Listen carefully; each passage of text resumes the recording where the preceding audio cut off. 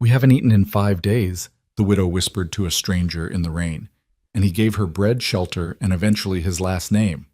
But when a man with a badge rode in claiming legal rights to her daughter, this Texas rancher had to choose: walk away from the fight or stand between a mother and the nightmare that hunted her across state lines. What happened next would either save a family or destroy the only home they'd ever known. Stay with me until the end and comment what city you're watching from. I want to see how far this story travels. The storm had no mercy. It came howling across the Texas panhandle like something alive and furious, tearing at the canvas tarp Eleanor Briggs had stretched between the broken wagon wheel and a cottonwood stump. The fabric snapped and whipped in the wind, threatening to fly away entirely and leave them exposed to the deluge. Rain hammered down in sheets, turning the prairie into a churning sea of mud and wild grass that bent horizontal under the assault. Eleanor pressed herself against the wagon's splintered side, one arm wrapped tight around her daughter Mira's small, shivering body. The child's face was buried against her mother's chest, thin shoulders trembling with each rattling cough that tore through her. At 5 years old, Mira had already learned not to cry when things got bad, a lesson no child should have to master. But tonight, Eleanor could feel the silent tears soaking through her dress anyway. "Mama," Mira whispered, her voice barely audible over the storm's rage. "I'm cold." "I know, sweetheart. I know." Eleanor tightened her grip, trying to will warmth from her own body into her daughter's. But she had nothing left to give. The cold had seeped so deep into her bones that she'd stopped shivering an hour ago, a sign she recognized from the war winters, when men stopped shaking just before they stopped breathing entirely. 5 days. 5 days since they'd had anything resembling a real meal.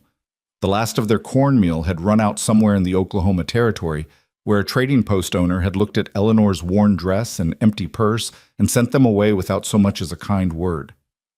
She tried to forage, but the early spring prairie was still brown and barren, offering nothing but false hope and endless horizon. The wagon had broken 2 days after that, the front axle snapping on a hidden gully during a river crossing. Eleanor had managed to salvage some supplies before the whole thing tilted sideways into the mud: blankets, a few cooking implements, Mira's rag doll. But the wagon itself was finished. So was their horse, a gentle old mare named Bessie who'd gone lame trying to pull them free. Eleanor had been forced to make a choice that still haunted her, even as she knew it was mercy. One bullet, quick and clean, and then meat enough for 3 days if they could have kept a fire going. But they couldn't. The firewood they'd gathered was soaked through. Every match Eleanor struck sputtered and died in the wet air. The raw horse meat sat wrapped in canvas beneath the wagon, untouchable and useless.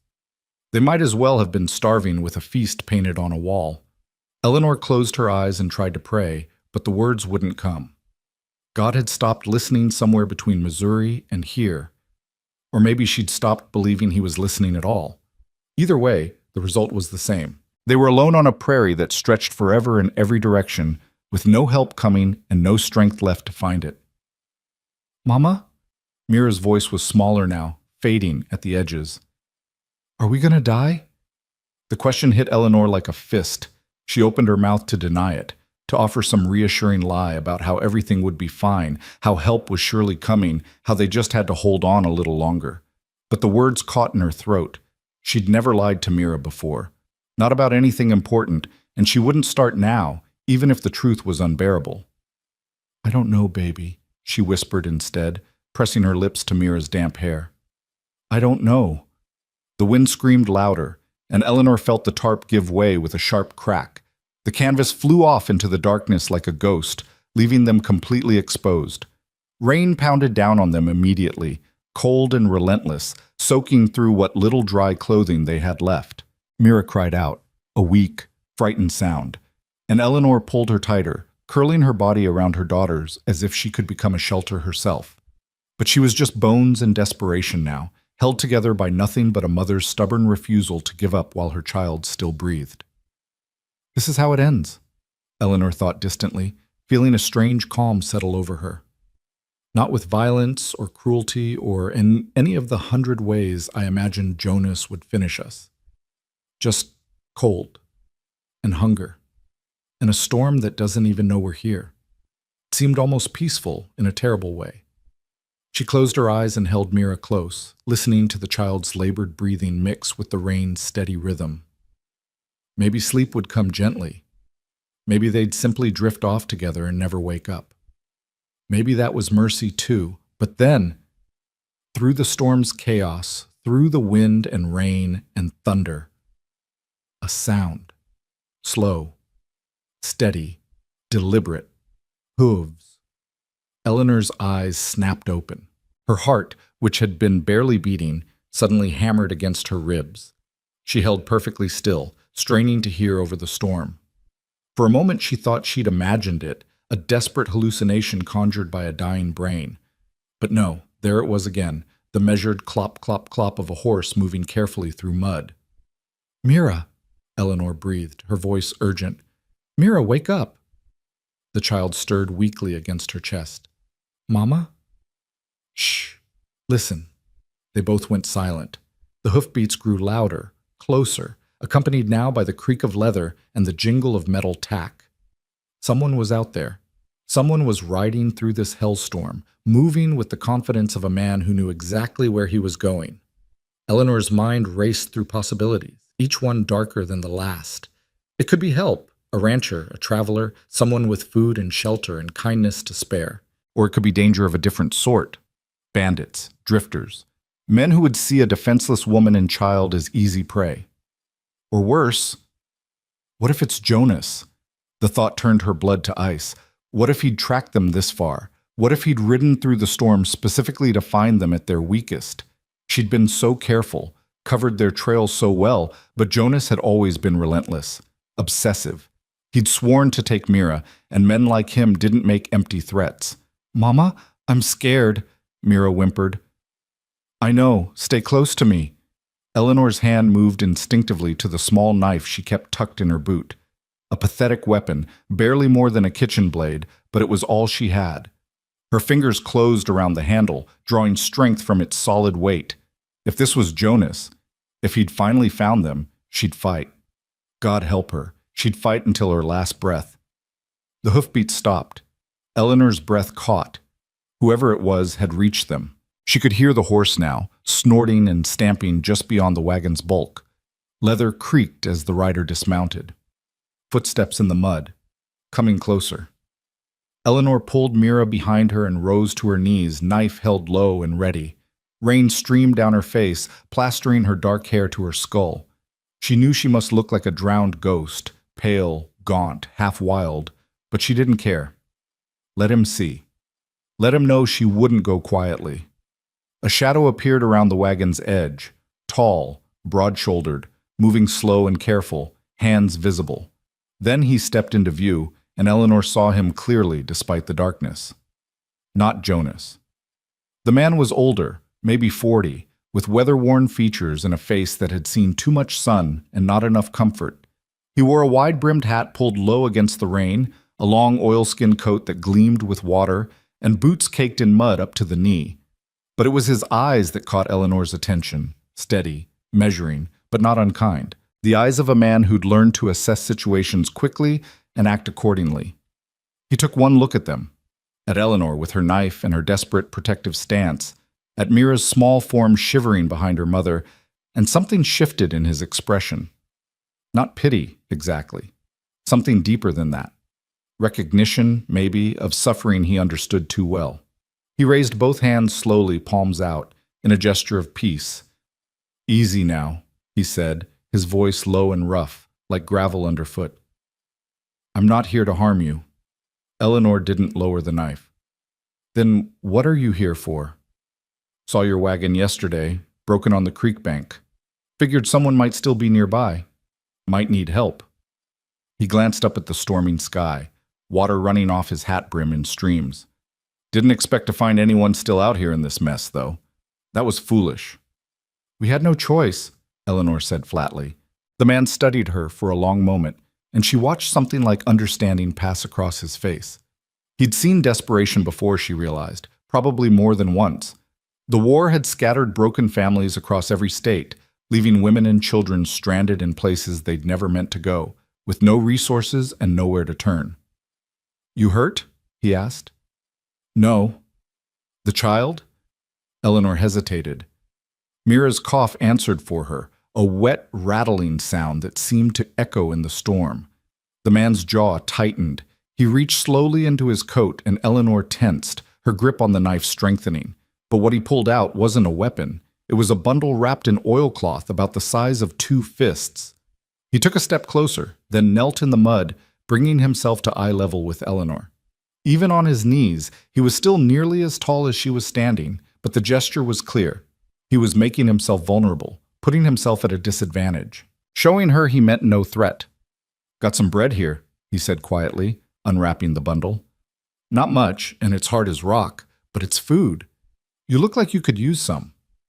Eleanor stared at the bread. It was dark, rough-hewn, the kind made with more grit than flour. But it was real, solid. Her stomach clenched so hard it hurt, and she realized with sudden, overwhelming clarity that she was going to take it. Pride be damned, caution be damned. Her daughter was starving, and here was food. "How much?" she whispered. The man looked confused. "How much what?" "How much do you want for it?" Understanding dawned in his eyes, followed by something that might have been sorrow. "Nothing. It's yours. Both of you look half dead already. I'm not about to charge you for staying alive." Eleanor's vision blurred. She told herself it was just the rain, but she knew better. "We haven't eaten," she heard herself say, the words coming out in a broken whisper. "Not in 5 days. We have nothing. No money, no trade goods, nothing to—" "I know," the man said gently. "I can see that. Take the bread." He held it out, close enough that Eleanor could reach it without coming nearer to him. The gesture spoke volumes. He was giving her the choice, letting her keep her distance, respecting her fear even as he offered help. Slowly, Eleanor lowered the knife. Her hand shook as she reached out and took the bread. It was heavier than it looked, dense and substantial. Half a loaf, maybe more. Enough for several meals if they were careful. "Mira," she breathed, breaking off a piece.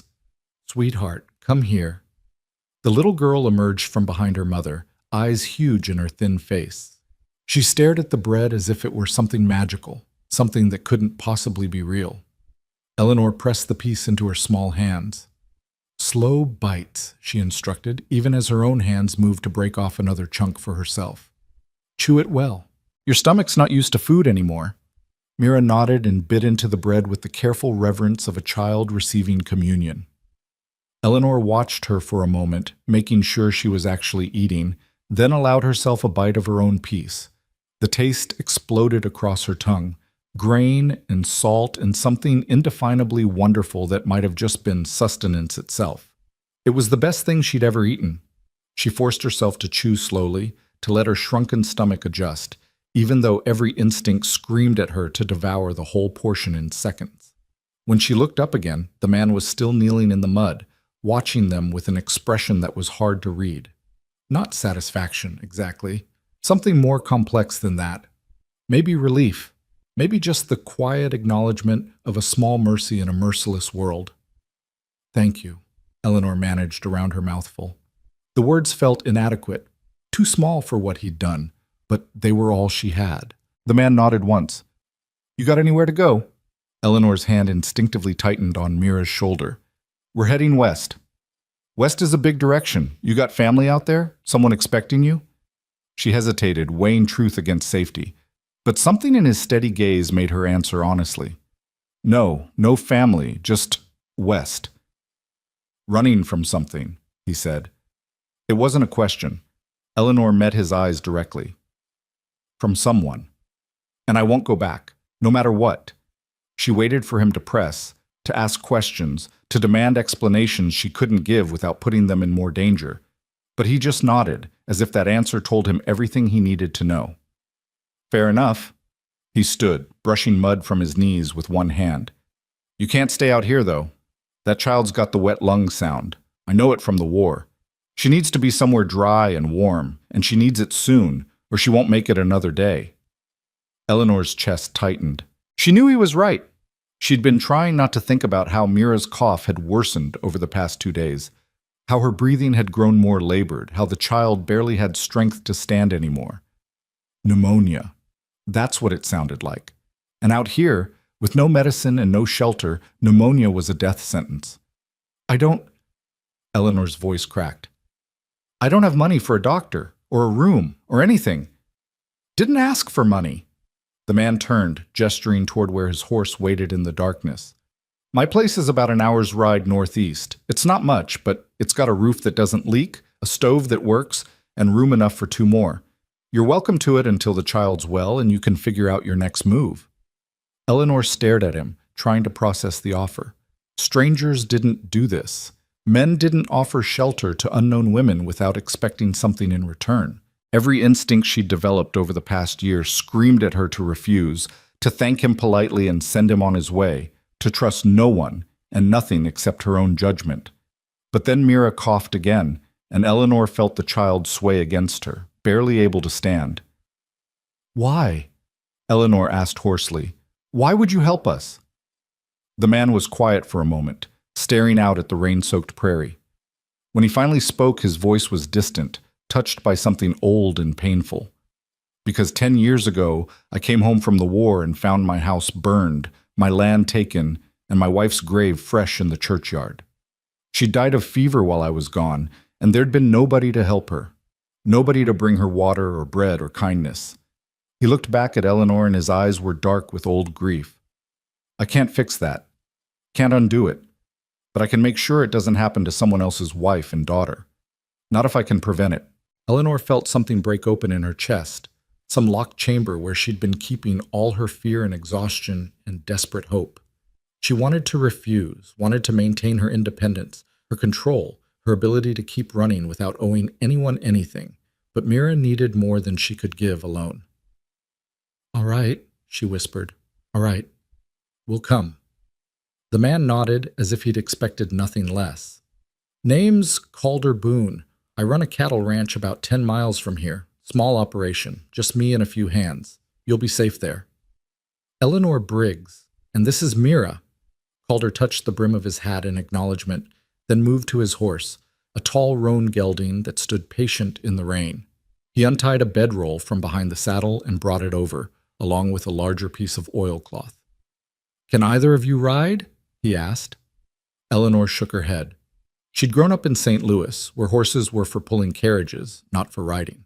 Everything she knew about survival on the frontier had been learned in the past year, cobbled together from necessity and desperation. All right then, I'll walk. You and the girl can share the saddle. It'll be cramped, but it'll keep you out of the mud. He spread the oilcloth over them both like a massive cloak, tucking it carefully around Mira's small shoulders. This'll help keep the rain off. He lifted Mira first, settling her into the saddle with surprising gentleness for a man his size. Then he offered Eleanor his hand. She hesitated only a moment before taking it. His palm was rough with calluses, his grip strong and steady. He helped her up behind Mira, then arranged the oilcloth over them both. Hold tight to the horn, he instructed. I'll lead him slow. We won't go faster than walking pace. Eleanor wrapped one arm around Mira and gripped the saddle horn with her other hand. The horse shifted beneath them, adjusting to the weight, but remained steady. Calder took up the reins and started walking, leading them away from the broken wagon and into the storm. The journey was a blur of darkness and rain. Eleanor lost track of time, focusing only on keeping Mira upright and warm beneath the oilcloth. The child had stopped coughing, not because she was better, but because she'd slipped into an exhausted half-sleep, her small body finally giving up the fight to stay conscious. Calder walked ahead of them, steady and unhurried, never looking back but always seeming to know when the horse needed a moment to pick through difficult terrain. He moved like a man who'd walked this land so many times he could navigate it blind, reading the prairie through his boots and bones. Finally, hours later, or maybe just minutes, Eleanor couldn't tell anymore. Shapes emerged from the darkness. Buildings. A house, a barn, a few smaller structures that might have been storage sheds or bunkhouses. The ranch. It was small, as Calder had promised. Not the sprawling operation she'd seen from train windows while fleeing Missouri, but something more modest. A single-story house with a covered porch, a barn that looked solid but weathered, and a few split-rail corrals barely visible in the rain. But what mattered was that the house had light glowing in one window, and smoke rising from a chimney despite the storm. Warmth, shelter, safety. Calder led them to the porch, then helped Eleanor down first before taking Mira into his own arms. The child barely stirred, her breathing shallow and rapid. "Front door's open," he said. Go on in. I'll get the horse settled and be right behind you." Eleanor climbed the porch steps on legs that barely remembered how to work. She pushed open the door and stepped into a warmth so sudden and complete it almost made her dizzy. The interior was simple but clean. One main room serving as kitchen and living space, with a black iron stove radiating heat in one corner and a scarred wooden table surrounded by mismatched chairs. A doorway led to what was probably a bedroom. The walls were bare except for a few hooks holding coats and tools, and the furniture looked handmade, functional rather than decorative. But it was warm and dry and safe. Eleanor stood in the middle of the room, dripping rain onto the floorboards, and felt the last of her strength give way. She'd made it. Against all odds, against every terrible possibility, she'd kept Mira alive long enough to find help. The realization hit her so hard she had to grab the edge of the table to keep from falling. The door opened again, and Calder came in carrying Mira like she weighed nothing at all. He kicked the door shut against the storm, then moved immediately toward the bedroom. "Got a bed in here?" he called over his shoulder. "It's dry and the blankets are clean. Let's get her settled." Eleanor followed him into a small room containing a bed, a chest of drawers, and little else. Calder laid Mira down gently, then stepped back to let Eleanor take over. She pulled off Mira's soaked clothes with trembling hands, wrapping her daughter in the thick wool blankets that smelled of soap and summer sun. "There's shirts in the drawer that'll do for night clothes," Calder said from the doorway. "They'll be too big, but they're warm. You should change too. You're soaked through." Eleanor nodded, not trusting her voice. Calder left, pulling the door halfway closed to give them privacy. She found the shirts, men's work shirts, flannel and soft from many washings, and dressed Mira in one before stripping off her own wet clothes and pulling another over her head. It hung to her knees like a dress, but it was dry and warm, and that was all that mattered. When she emerged from the bedroom, Calder was stoking the fire in the stove, building it up to a fierce heat.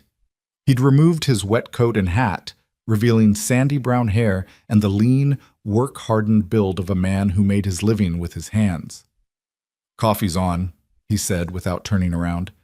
"Should be ready in a few minutes. You drink coffee?" "Yes." Eleanor's voice came out rough as sandpaper. "Thank you for everything. I don't know how to—" "Don't!" Calder straightened, facing her. His expression was serious but not unkind. "You don't owe me anything except the truth about one thing. How much trouble are you in?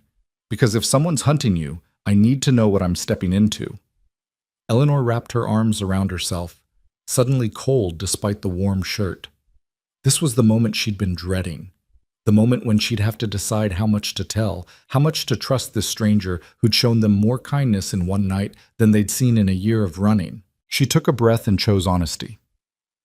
"My husband died 14 months ago," she said quietly. "Killed in a factory accident in St. Louis. His brother Jonas showed up at the funeral with a lawyer and papers claiming guardianship of Mira. Said I was unfit, said I couldn't provide for her properly.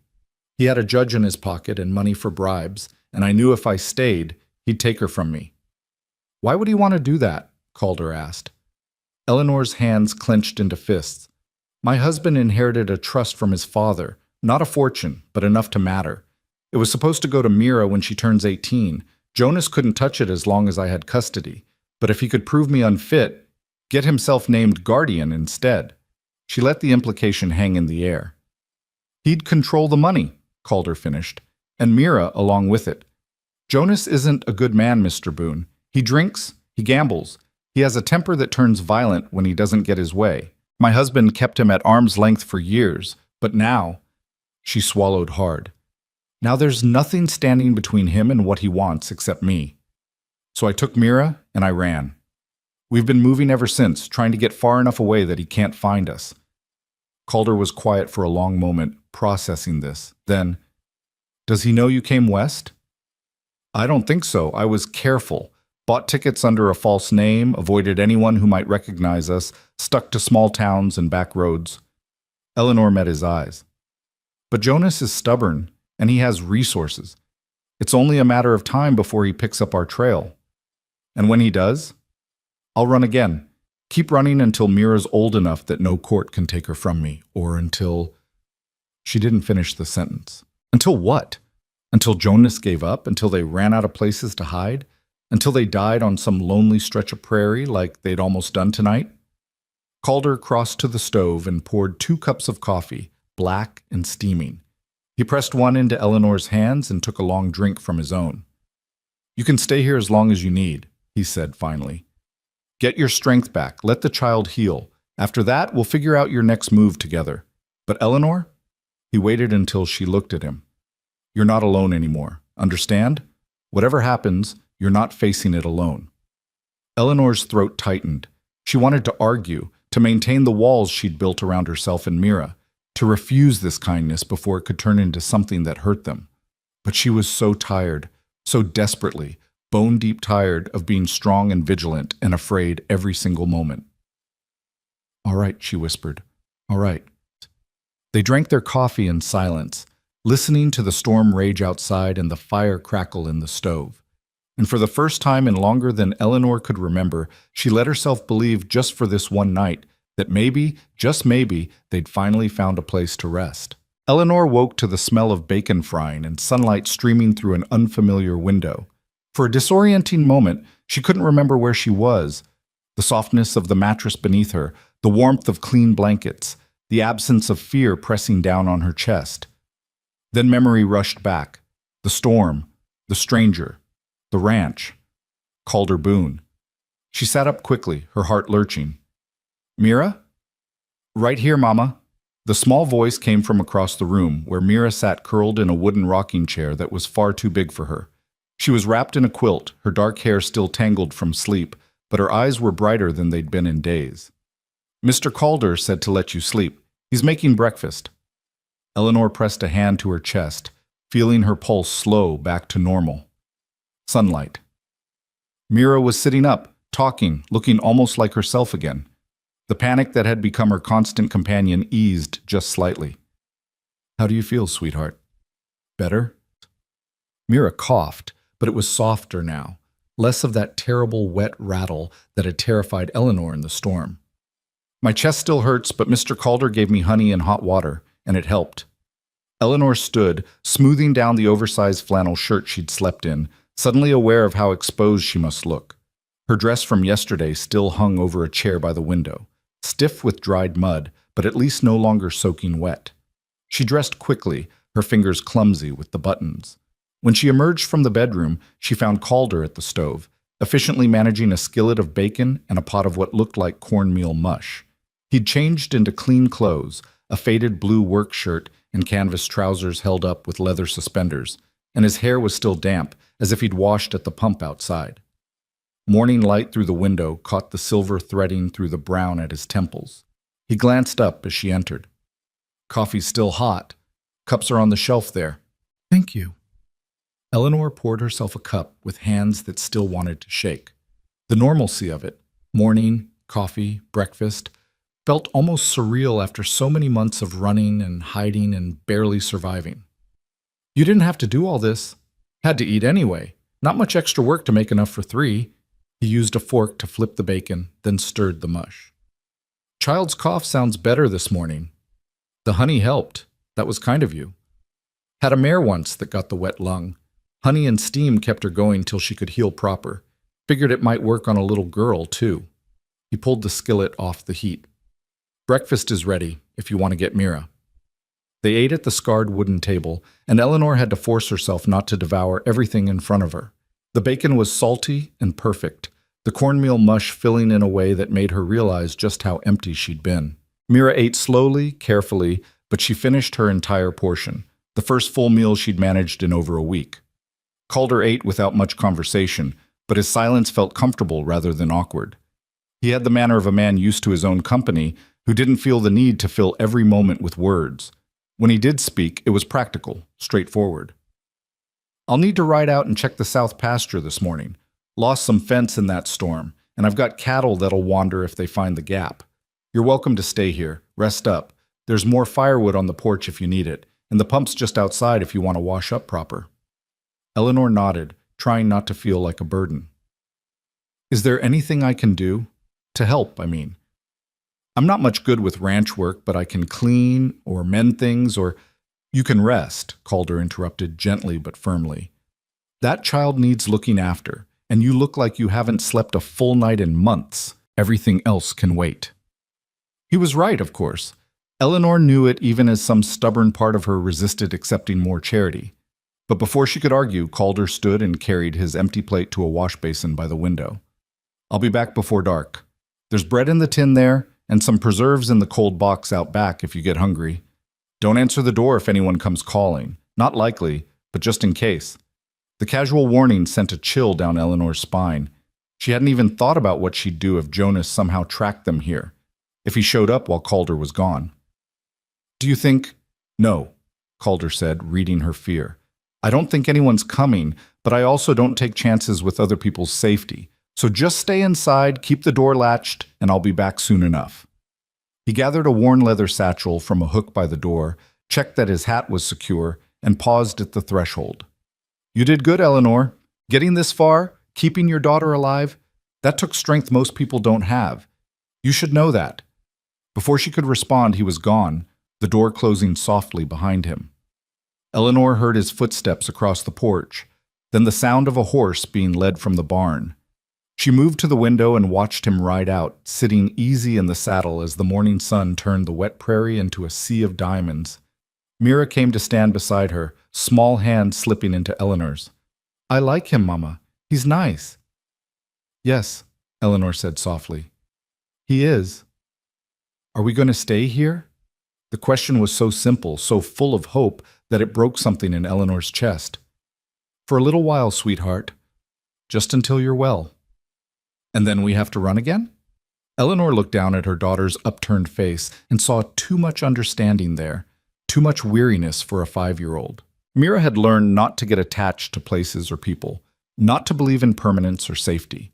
She'd learned that home was something that could be torn away without warning, that every moment of peace was just borrowed time before the next desperate flight. What kind of childhood was that? I don't know, Eleanor admitted, because she wouldn't lie.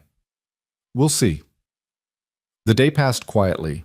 Eleanor did wash up at the pump, scrubbing away layers of dirt and fear until her skin felt raw but clean. She heated water on the stove and helped Mira bathe in a large tin tub they found in the barn, washing the child's hair until it shone like dark silk in the sunlight streaming through the window. Mira's cough persisted, but it was definitely improving. Less frequent, less desperate. In the afternoon, while Mira napped wrapped in quilts by the warm stove, Eleanor explored the house more thoroughly. It was a bachelor's space, clearly, functional, but without decoration or softness. No curtains on the windows, no rugs on the floors, no photographs or paintings on the walls. The furniture was all handmade, sturdy but rough. The bedroom held only the bed, the dresser, and a single chair. No woman had lived here in a long time, if ever. But it was clean, organized. The few dishes were washed and put away, the floors swept, everything in its place. Calder Boone might live alone, but he lived with discipline and care. It spoke to something in his character, a refusal to let hardship turn him slovenly or careless. Eleanor found herself studying the small details. A pair of well-oiled boots by the door, a Bible on a shelf with a worn leather cover, a photograph in a simple frame tucked almost out of sight on the mantel. She picked up the photograph carefully. It showed a younger Calder, maybe in his late 20s, standing beside a woman with kind eyes and dark hair swept up under a bonnet. His wife, Eleanor realized, the one he'd mentioned, who died while he was away at war. The woman in the photograph was smiling, one hand resting on Calder's arm, and there was something so tender in the way they stood together that Eleanor felt like an intruder just looking at it. This was private grief, carefully preserved. She set the frame back exactly where she'd found it and turned away. By the time Calder returned, the sun was low and painting the western sky in shades of crimson and gold. Eleanor heard him before she saw him, the sound of the barn door opening, the low murmur of his voice talking to his horse.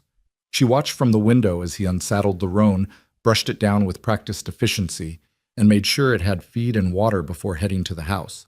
He came in looking tired but satisfied, mud caked on his boots and a tear in his shirt sleeve. Fences mended, only lost 2 head through the gap, and I got them back before they could wander far. Should I heat water for washing? Eleanor asked. There's still some warm on the stove. Calder looked surprised, as if he wasn't used to anyone anticipating his needs. That'd be appreciated, yes. Eleanor poured hot water into a basin and set it on the table with a clean rag she'd found hanging by the pump. Calder washed his hands and face, scrubbing away the day's dirt with the thoroughness of a man who understood the value of clean water. When he was done, he sat heavily in one of the chairs and looked at Mira, who was setting the table with careful concentration. You're looking stronger, little one. Mira smiled shyly. Mama says I have to rest, but I feel better. Your mama's a smart woman. You listen to her. He glanced at Eleanor. How was she today? Any fever? No fever. The cough is less and she kept her food down. I think the worst has passed. Good. Calder stood and moved to the cold box, pulling out wrapped parcels. I'll make supper. You two have done enough today. Mr. Boone, I can… Calder, he interrupted. Just Calder, and you'll sit. You're still recovering yourself, even if you won't admit it. Eleanor wanted to argue, but the exhaustion she'd been holding at bay suddenly crashed over her. She sat, watching as Calder moved around his kitchen with easy competence. He had the fluid efficiency of someone who'd been taking care of himself for a long time, who didn't need recipes or guidance to produce a simple but solid meal. They ate together again, salt pork and beans, with biscuits that Calder admitted came from a batch his ranch hand's wife had made and sent over. The food was plain but plentiful, and Eleanor felt some of the hollow emptiness inside her begin to fill with something other than fear. Over the next few days, a pattern emerged. Calder would rise before dawn, start the fire and the coffee, then head out to work his land. Eleanor would care for Mira, do what small tasks she could around the house, and wait for evening when Calder would return tired but steady. They'd share meals, sparse conversation, and the comfortable silence of people learning to exist in the same space. Eleanor found herself studying Calder when he wasn't looking. He was a man of routines and quiet competence, someone who did what needed doing without complaint or expectation of praise. He never asked her for anything, never pushed for information she didn't volunteer, never made her feel like she owed him more than simple courtesy. It was so different from every other man she'd known, different from her husband, who'd been kind but weak, unable to stand up to his brother's bullying. Different from Jonas, who demanded and took and broke things just to prove he could. Calder Boone asked for nothing, and somehow that made Eleanor want to give him everything. On the third evening, after Mira had gone to bed, Eleanor found Calder on the porch, mending a bridle by lamplight.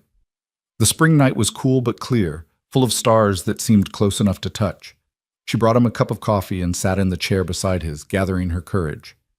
I've been thinking about what comes next, she said quietly, when Mira's fully well. Calder's hands didn't pause in their work. And? I have a plan. There's a town in California, Fresno, where my husband's cousin lives. We've never met, but she wrote after the funeral, said if I ever needed help, I could come there. It's far enough that Jonas won't think to look, and California's far enough from Missouri that's a long way to travel alone with a child, Calder interrupted, especially with someone hunting you. I know. But what choice do I have? I can't stay here forever. You have your own life, your own work. We're already imposing too much. You're not imposing. Calder set down the bridle and looked at her directly. And I'm not trying to tell you what to do, but California's 3, maybe 4 weeks of hard travel from here, and you'd have to cross territory where a woman alone with a child is going to draw attention. Questions. The kind of attention that gets back to people you don't want finding you. Eleanor felt her throat tighten. Then what do you suggest?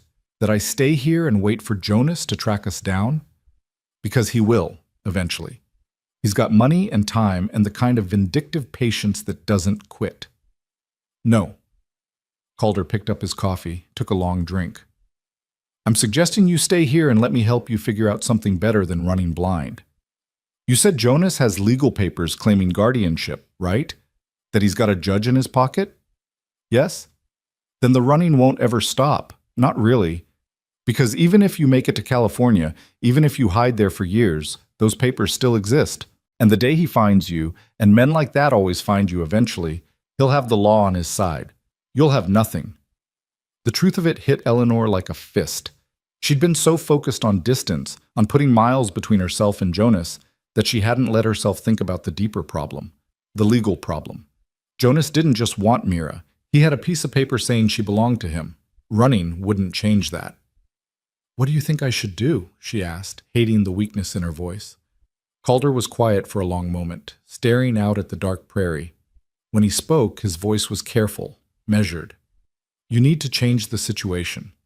Make those papers meaningless." "How?" "By making sure Mira has a legal guardian who can't be challenged, someone with standing and resources, someone Jonas can't push around or bribe away." Eleanor's heart started beating faster. "I don't know anyone like that." "You do now." The words hung in the air between them, heavy with implication. Eleanor stared at Calder, trying to understand what he was offering. "You?" "Marriage," Calder said bluntly. "On paper, at least. Make it legal, make it official, and make it stick. If you're married, Jonas can't claim you're unfit. If I legally adopt Mira as my daughter, his guardianship papers become worthless. He'd have to fight me in court, and I've got land, a reputation in this county, and friends who'd vouch for me. It wouldn't be easy for him." Eleanor couldn't breathe. Marriage, legal adoption. The solution was so simple and so impossible at the same time. You don't want... "I'm offering a legal arrangement," Calder interrupted. "Not asking you to be anything you don't want to be. We'd be married in name for the protection it gives you and Mira.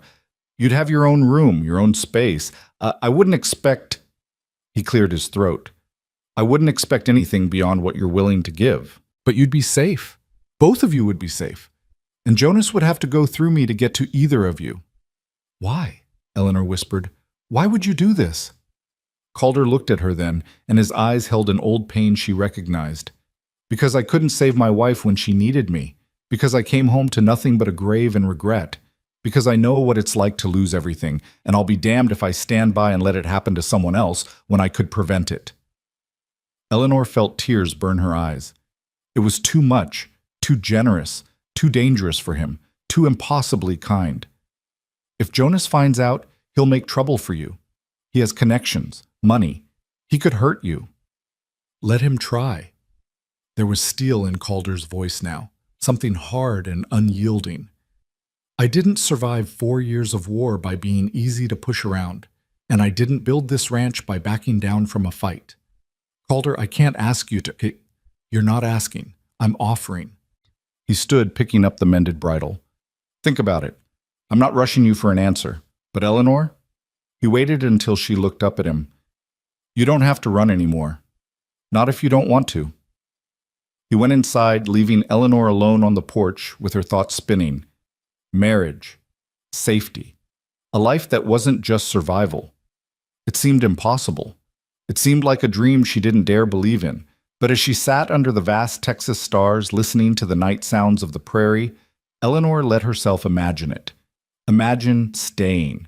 Imagine Mira growing up here, healthy and happy, learning to ride horses and collect eggs and live without fear. Imagine having a partner, even just on paper, who stood between her and the darkness. It was a dangerous thing to hope for. But God help her, she wanted it.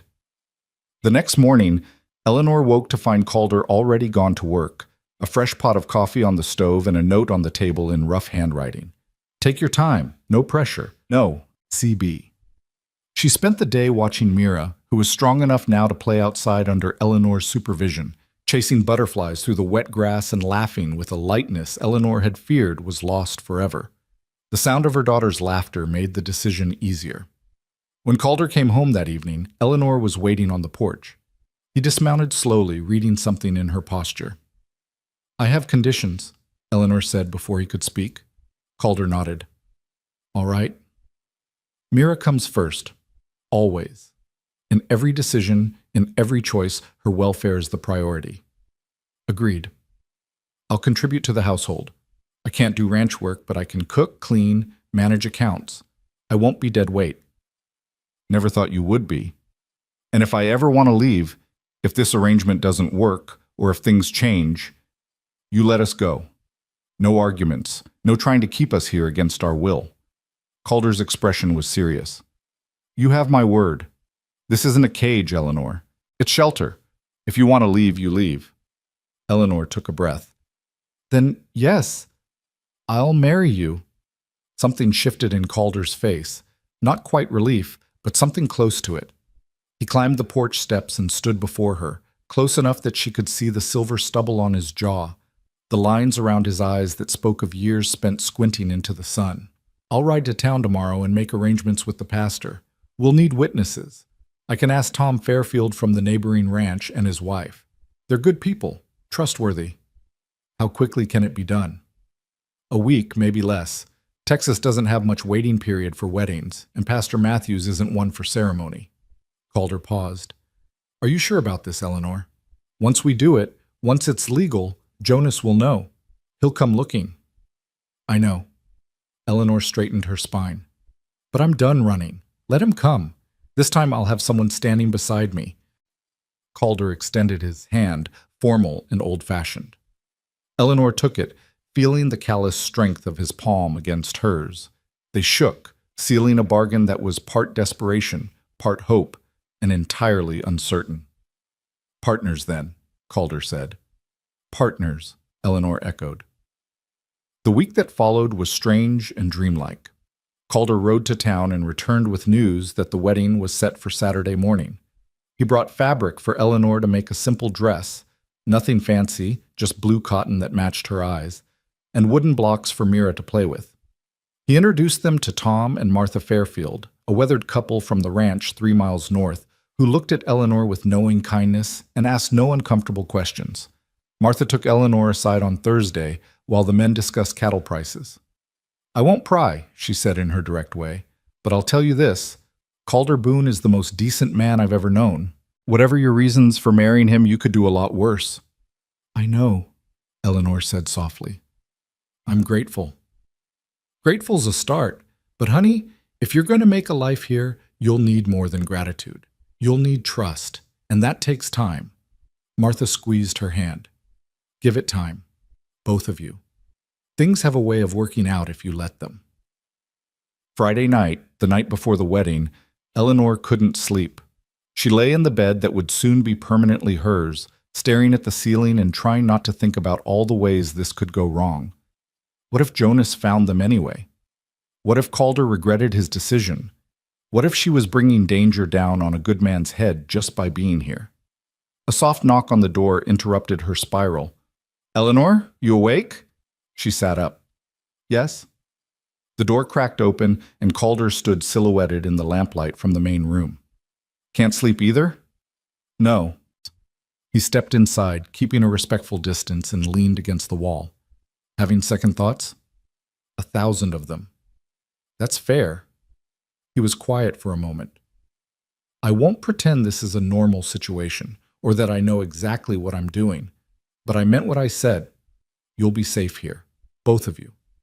That's a promise I can keep. Eleanor pulled the quilt closer around her shoulders. What if Jonas brings trouble? What if he... Then we'll handle it, together.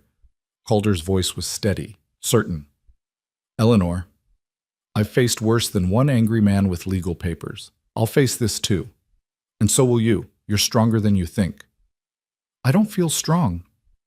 Strength isn't about feeling it. It's about doing what needs doing anyway. He straightened. Get some sleep. Tomorrow's a big day. After he left, Eleanor lay back down, but this time the panic had eased. She wasn't alone anymore. Whatever came next, she'd have someone standing between her and the darkness. It wasn't love. Not yet. Maybe not ever. But it was something. It was enough. Saturday morning dawned clear and bright. Eleanor dressed in the blue cotton dress she'd sewn, simple but clean, and braided her hair in a crown around her head. Mira wore a white pinafore that Martha had brought over, and bounced with excitement she didn't fully understand. The ceremony was brief and practical, held in the small chapel in town with Tom and Martha as witnesses. Pastor Matthews asked the required questions, received the required answers, and pronounced them man and wife with a solemnity that made it feel real. Calder slipped a simple gold band onto Eleanor's finger. His mother's, he said quietly. The only thing of value he had left from before the war. When the pastor said he could kiss his bride, Calder looked at Eleanor with a question in his eyes. She nodded once, and he pressed a chaste kiss to her forehead, respectful, proper, and somehow more intimate than if he'd kissed her mouth. After the ceremony, while Calder spoke with Pastor Matthews about filing the marriage certificate, Eleanor stepped outside with Mira into the spring sunshine. The child tugged on her mother's skirt. "Mama, are we Mrs. Boone now?" Eleanor looked down at the gold band on her finger, catching the light. "Yes, sweetheart. We're Mrs. Boone now." "Does that mean Mr. Calder is my papa?" The question caught Eleanor off guard. She knelt down to Mira's level, smoothing her daughter's dark hair. "Would you like him to be?" Mira considered this with the seriousness only a child could bring to such a question. "He's nice, and he gave me honey when I was sick, and he makes Mama smile." She nodded decisively. "Yes, I think he should be my papa." Eleanor felt her throat close with emotion. "Then we'll ask him. But Mira, you remember your first papa, don't you? Your real papa?" "Yes." Mira's face was solemn. "But real papa went to heaven, and Mr. Calder is here. Can I have two papas, one in heaven and one here?" "Yes, baby, you can have two papas." When Calder emerged from the chapel, Eleanor told him what Mira had said. His face went still, something vulnerable flickering across it before he carefully composed himself. He knelt in front of Mira, putting himself at eye level with the small girl. "Mira, if I'm going to be your papa, I need to ask you something important. Can I do that?" Mira nodded seriously. "Being a papa is a big job. It means I'll teach you things and keep you safe and help your mama take care of you. It means when you're scared, you can come to me. When you're happy, you can tell me. And when you grow up, I'll be the one who stands beside you and is proud of who you become." His voice was rough with emotion. "Do you think I could do that? Be that person for you?" Mira didn't hesitate. She threw her small arms around Calder's neck and held on tight. "Yes, Papa Calder." Eleanor watched Calder's face as he hugged her daughter back, saw him close his eyes against the sudden shine of tears. He held Mira gently, as if she were something precious and breakable, and when he finally pulled back, there was a fierceness in his expression that hadn't been there before. "Then I'll spend every day of my life earning that," he said quietly. They rode back to the ranch as a family, Eleanor beside Calder on the wagon seat, Mira between them chattering about everything and nothing. The spring sun was warm, the prairie was greening after the rains, and for the first time in over a year, Eleanor felt something that might have been peace beginning to take root in her chest. It wasn't perfect. It wasn't the life she'd imagined when she was young and foolish and thought love conquered all. But it was real, and it was safe, and it was theirs.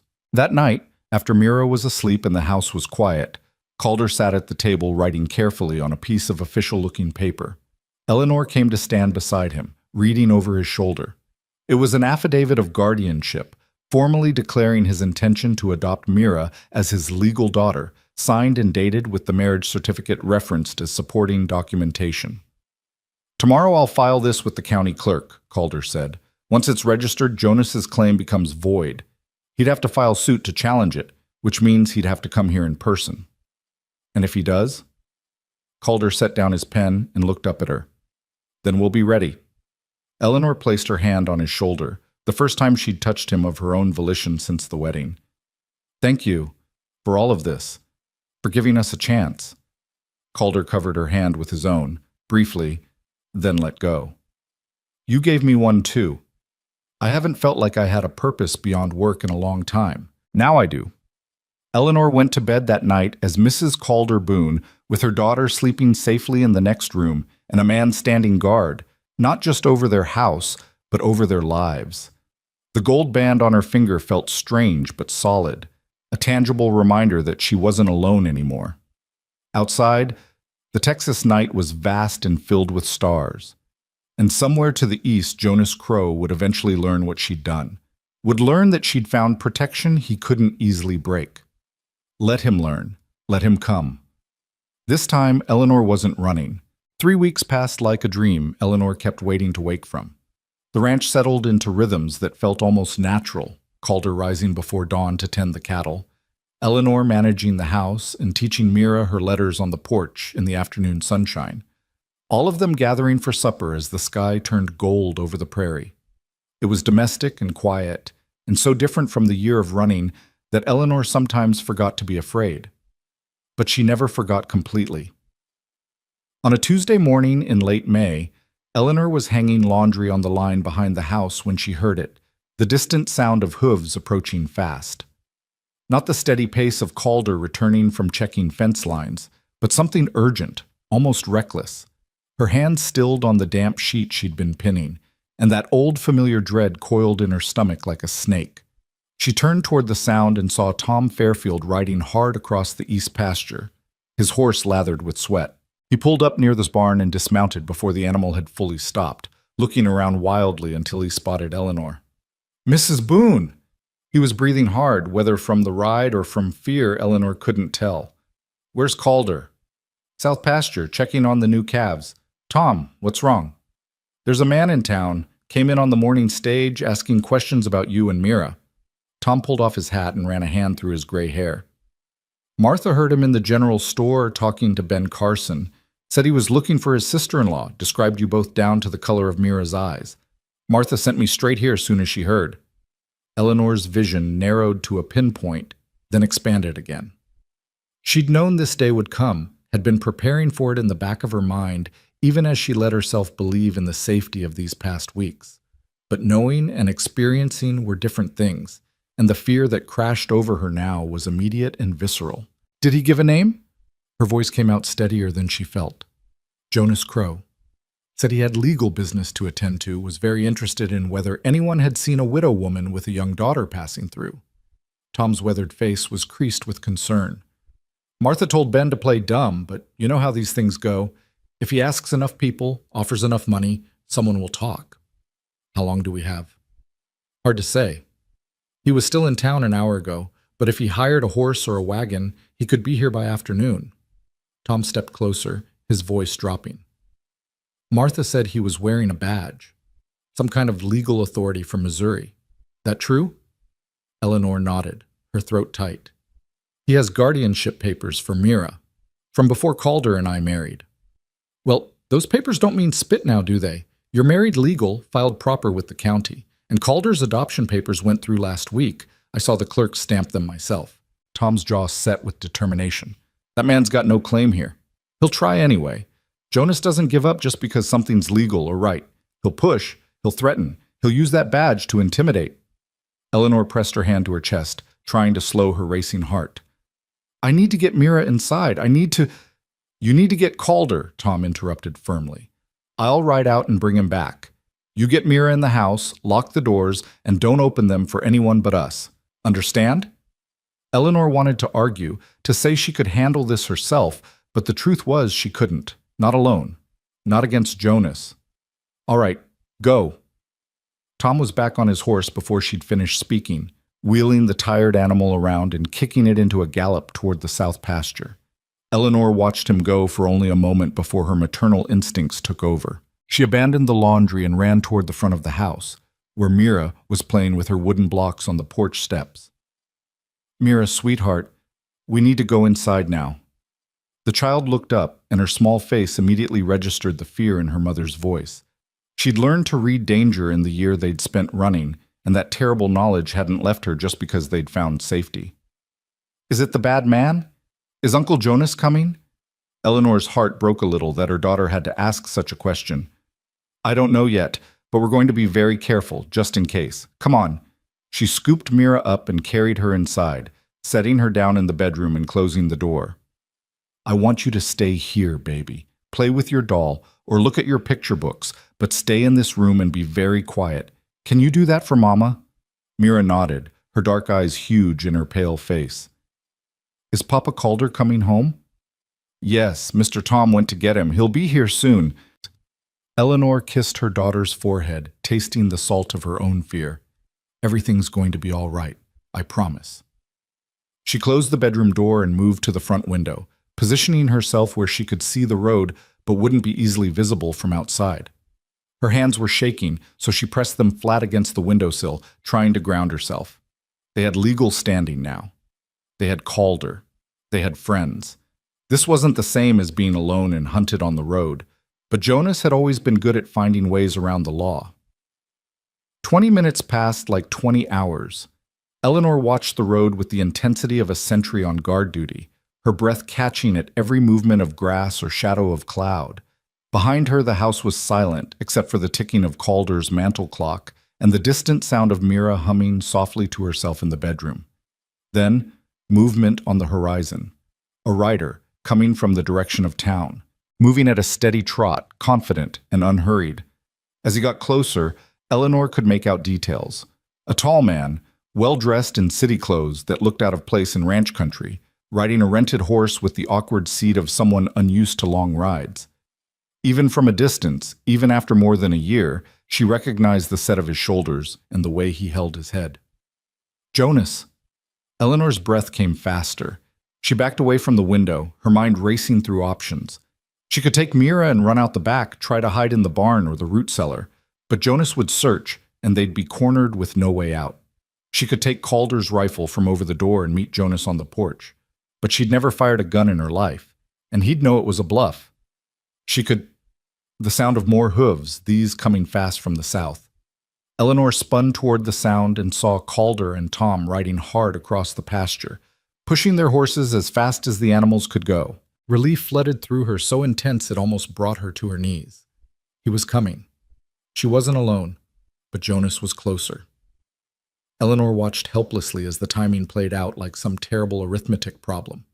Jonas would reach the house first, by maybe 2 or 3 minutes. Not long, but long enough for him to dismount, to knock on the door, to start making his demands. She made a decision. Moving quickly, she went to the mantel and took down the rifle Calder kept there. More for show and hunting than defense, but Jonas wouldn't know that.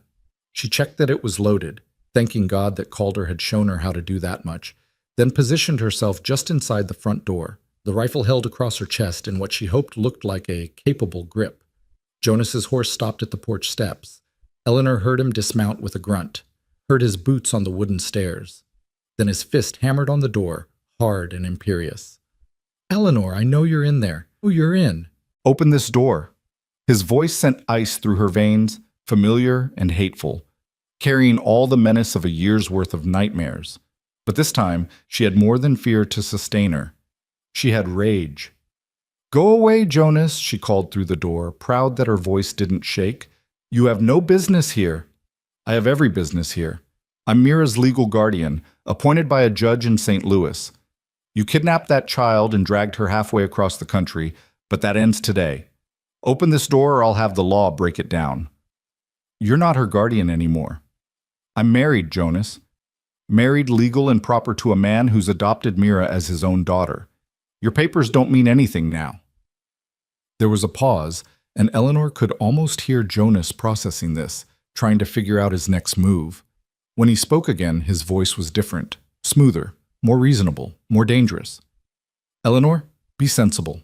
You can't possibly expect me to believe you married someone in the few weeks since you ran away. This is clearly a fraud, a desperate attempt to avoid your legal obligations. No court will recognize it. The state of Texas recognizes it. That's all that matters. Then I'll see you in court. I'll prove this marriage is a sham, that you coerced some local fool into helping you hide.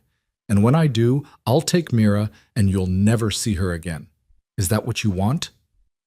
"What I want is for you to leave us alone." Eleanor tightened her grip on the rifle. "You never cared about Mira. You care about her inheritance, about the money you can't touch as long as I have custody. But you won't get it, Jonas. Not now, not ever." The door handle rattled violently. "Open this door, Eleanor. Step away from the door." That was a new voice, deeper and harder than Jonas's, cutting through the tension like a blade. "Step away now, or I'll put you on your back in the dirt." Eleanor's heart leaped. Calder. She heard Jonas move, heard the boards creak as he turned. Through the window, she could see Calder and Tom both dismounted now, standing at the base of the porch steps. Calder had positioned himself front and center, and even through her fear, Eleanor registered the change in him. This wasn't the quiet, careful man who made her coffee in the mornings. This was someone else, someone who stood like he'd been a soldier once and hadn't forgotten how. "Who the hell are you?" Jonas demanded. "Calder Boone, and you're on my property, harassing my wife and frightening my daughter." Calder's voice was level, almost casual, but there was steel underneath it. I'm giving you one chance to leave peacefully. Jonas laughed, a harsh, ugly sound. Your wife? Your daughter? Don't make me laugh. This is a fraud and everyone knows it. That woman stole my brother's child and that woman is Eleanor Boone, legally married to me 3 weeks ago in the county chapel with proper witnesses and documentation. The child is Mira Boone, legally adopted by me with papers filed at the county clerk's office. You want to challenge that? You take it up with the Texas court. But you don't come to my home and terrorize my family. I have legal authority. You have a piece of paper from Missouri that means nothing here. Calder climbed the steps slowly, deliberately, until he was standing face to face with Jonas on the porch. Eleanor could see them both now through the window, could see how Calder had at least 3 inches and 30 pounds on Jonas, could see how Jonas's certainty was starting to crack. Texas doesn't recognize guardianship claims that supersede a legal parent, and I'm Mira's legal parent now. This is kidnapping. I'll have you arrested. On what grounds? For marrying a widow and adopting her child? For providing a home and safety to people who needed it? Calder's voice dropped lower, more dangerous. You want to try that, Jonas Crow, you go right ahead. But you better have proof that'll stand up in a Texas courtroom, because I've got a marriage certificate, adoption papers, and about 50 neighbors who will testify that Eleanor and Mira have been living here as my family for nearly a month now. Jonas's face was reddening, the way it always did when someone challenged him. Eleanor knew that look, knew it preceded violence more often than not. She tightened her grip on the rifle, ready to step out if needed. You don't know what you're dealing with, Jonas snarled. I have resources. I have connections. I'll make your life hell. You're welcome to try. Calder didn't move, didn't back down an inch. But right now, you're trespassing. And in Texas, a man's got the right to defend his property and family by whatever means necessary. You understand what I'm saying to you? The threat was clear, and even Jonas wasn't stupid enough to miss it. But he wasn't ready to give up either. I'll be back. With the law, with lawyers, with whatever it takes. That child is mine by right. That child is mine by love. Calder's voice cracked like a whip. And there's not a judge in the world who'll take a girl from a good home just to satisfy your greed. Now get off my land before I remove you myself. For a long moment, Jonas just stood there, his face working through a series of emotions, rage, calculation, frustrated fury.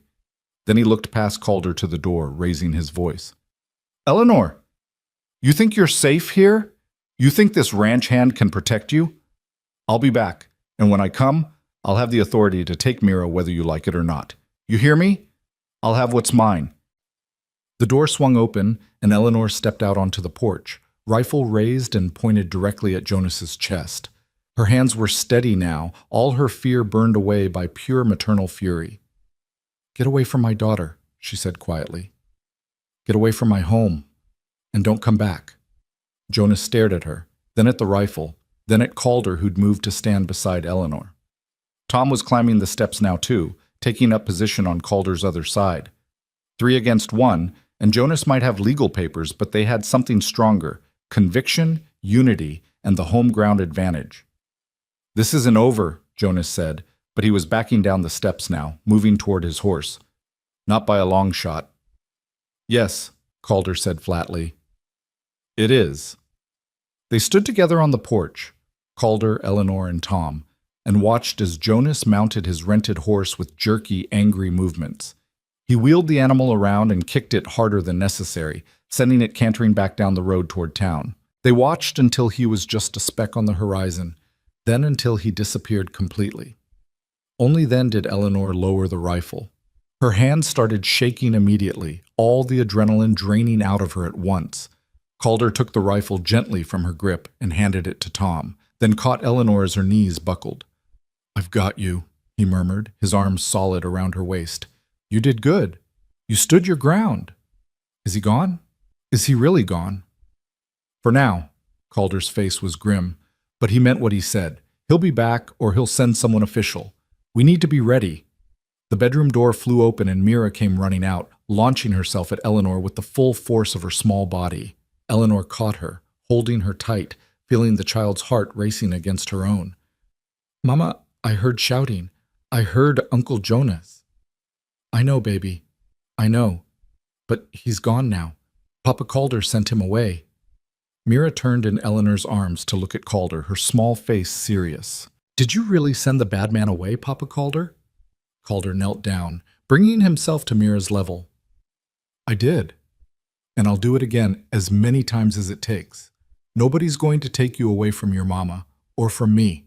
You understand? You're my daughter now, and I protect what's mine. Mira reached out and took Calder's hand with complete trust, and Eleanor saw something shift in his expression, a deepening of the commitment he'd made, a cementing of bonds that had started as practical arrangement but were becoming something more. Tom cleared his throat. I should get back to Martha, let her know what happened. But Calder, you should know, that man's not working alone. Martha said he came in on the stage with another fellow, big man who looked like hired muscle. Jonas stayed in town but sent the other one to the telegraph office. They're sending for something or someone. Lawyers, probably, Calder said grimly, or more legal documentation. Maybe even law enforcement from Missouri. Can they do that? Can they make Texas lawmen help them? Depends on what they claim and who they know. Calder stood, his face thoughtful. But it doesn't matter. We're not doing anything illegal, and we've got documentation to prove it. If Jonas wants a fight, we'll give him one. After Tom left, Eleanor moved mechanically through the motions of making lunch, though none of them had much appetite. Mira stayed close to her, not speaking much, her usual chatter subdued by the lingering fear. Calder spent the afternoon on the porch, ostensibly mending tack, but really keeping watch on the road. That evening, after Mira had finally fallen asleep exhausted in her bed, Eleanor and Calder sat at the table with the lamp turned low. The marriage certificate and adoption papers were spread between them, along with a letter Calder had drafted to the county judge explaining the situation. I'll ride to town tomorrow, Calder said. Calder Portura. File a formal complaint about Jonas's harassment. Make sure the sheriff knows what's happening, so if Jonas tries to claim we're doing something wrong, there's already a record of his threats. Will that be enough? I don't know. Calder rubbed his face tiredly. The law is complicated, especially when it crosses state lines. But Eleanor, I meant what I said to Jonas. I won't let him take Mira, whatever it costs, whatever I have to do. This is my fight, not yours. You shouldn't have to. It became my fight the day I married you. Calder reached across the table and covered her hand with his. It was only the second time he'd touched her of his own volition, and the warmth of his palm against her skin sent a shock through her. We're family now. That means we face things together. Eleanor turned her hand over, letting their fingers intertwine. I'm scared, Calder. Not for me, but for Mira. For what this might do to her. She's just started to feel safe again, to laugh and play like a normal child. If Jonas drags this out, if he makes her testify or appear in court, we won't let it get that far. Calder's grip tightened. Tomorrow I'm also riding to see Judge Harrison. He's a fair man and he knows me. I'll explain everything, show him our documentation, and ask for his counsel. If Jonas files suit, at least we'll have the judge's ear first. And if that's not enough? Calder was quiet for a long moment. When he spoke, his voice was serious. Then we consider other options. I've got friends from my army days scattered across 3 territories. If we had to, we could move, all 3 of us, start fresh somewhere Jonas couldn't find us. Run again, you mean? Not run. Relocate. Strategic retreat. He met her eyes. But I don't think it'll come to that. Jonas is a bully, Eleanor. Bullies fold when they meet real resistance. He came here expecting to intimidate you into giving up. Instead, he found a united front. That'll shake him more than you know. Eleanor wanted to believe him, wanted to think that Jonas would give up, accept defeat, leave them in peace. But she'd known Jonas for years before William died, had watched him manipulate and scheme and refused to accept any outcome that didn't favor him. Men like that didn't just fold, but maybe, just maybe, they could be outmaneuvered. Over the next 3 days, Calder made good on his promises. He rode to town and spoke with both the sheriff and Judge Harrison, laying out the full story with calm precision. He filed formal complaints and made sure their documentation was copied and registered in multiple places. He even sent telegrams to contacts he had in Austin, lawyers who'd served with him in the war and might be able to advise them on interstate custody law. Tom Fairfield spread the word among the neighboring ranchers, and by the end of the week, Calder had promises of support from at least a dozen men, all willing to testify to Eleanor and Mira's good character, all willing to vouch for Calder's standing in the community. It was a show of solidarity that made Eleanor's chest tight with gratitude. Jonas, meanwhile, stayed in town. According to Martha, who made it her business to know everything happening at the boarding house where Jonas was staying, he spent his days at the telegraph office, sending and receiving messages, and his evenings drinking in the saloon and complaining loudly about corrupt Texas justice to anyone who'd listen. "He's waiting for something," Martha reported to Eleanor during one of her visits to the ranch. "Or someone. He's got that look about him, like a snake coiled up, just waiting to strike." "Let him wait," Eleanor said with more confidence than she felt. "We're ready." But on the 8th day after Jonas's arrival, what they'd been waiting for finally happened. Eleanor was in the garden behind the house, helping Mira identify vegetables growing in neat rows, when she heard horses, multiple horses, moving at a measured pace. Her heart kicked into overdrive, and she grabbed Mira's hand. "Inside, sweetheart, quickly!" They'd just reached the porch when Calder came around from the barn, wiping his hands on a rag. He'd heard the horses too, and his face was set in grim lines. "Get inside and stay there," he told Eleanor. "I'll handle this." But Eleanor shook her head. "We're in this together, remember? Mira, go to our bedroom and wait there. Lock the door." Mira obeyed without argument, her small face pale but determined.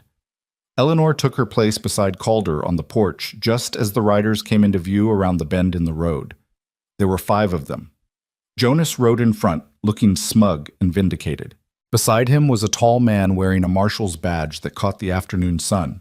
Behind them rode 3 more men, deputies, Eleanor guessed, or hired guns dressed up as law enforcement. All of them were armed. The group stopped at the edge of the yard, and the marshal dismounted with deliberate slowness.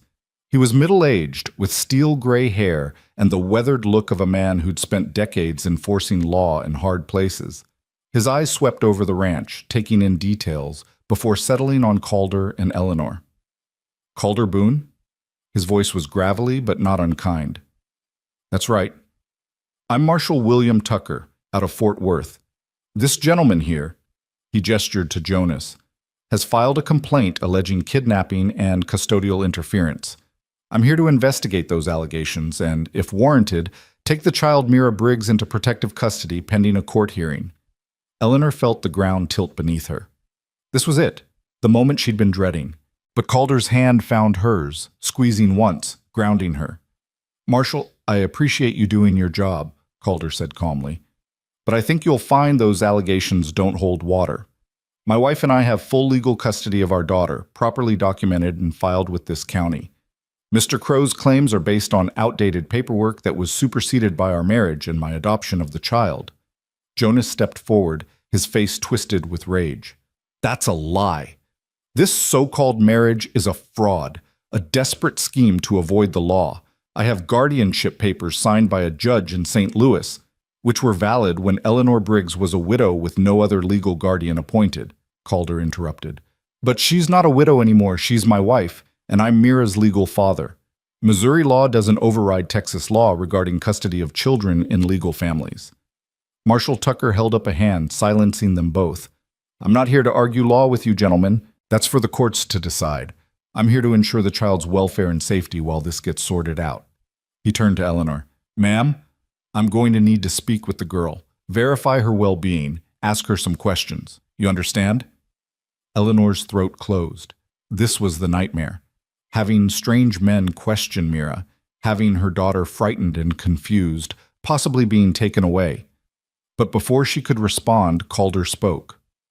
"You can speak with her, Marshal, but you'll do it here, in her home, with her parents present, and you'll do it respectfully without intimidation. She's 5 years old and she's been through enough trauma already." The Marshal studied Calder for a long moment, then nodded slowly. "That's fair. Mr. Crow, you'll wait out here. This isn't an interrogation, it's a welfare check." Jonas started to protest, but Tucker silenced him with a look that said he'd dealt with difficult men before and wouldn't tolerate nonsense. Eleanor felt a small spark of hope.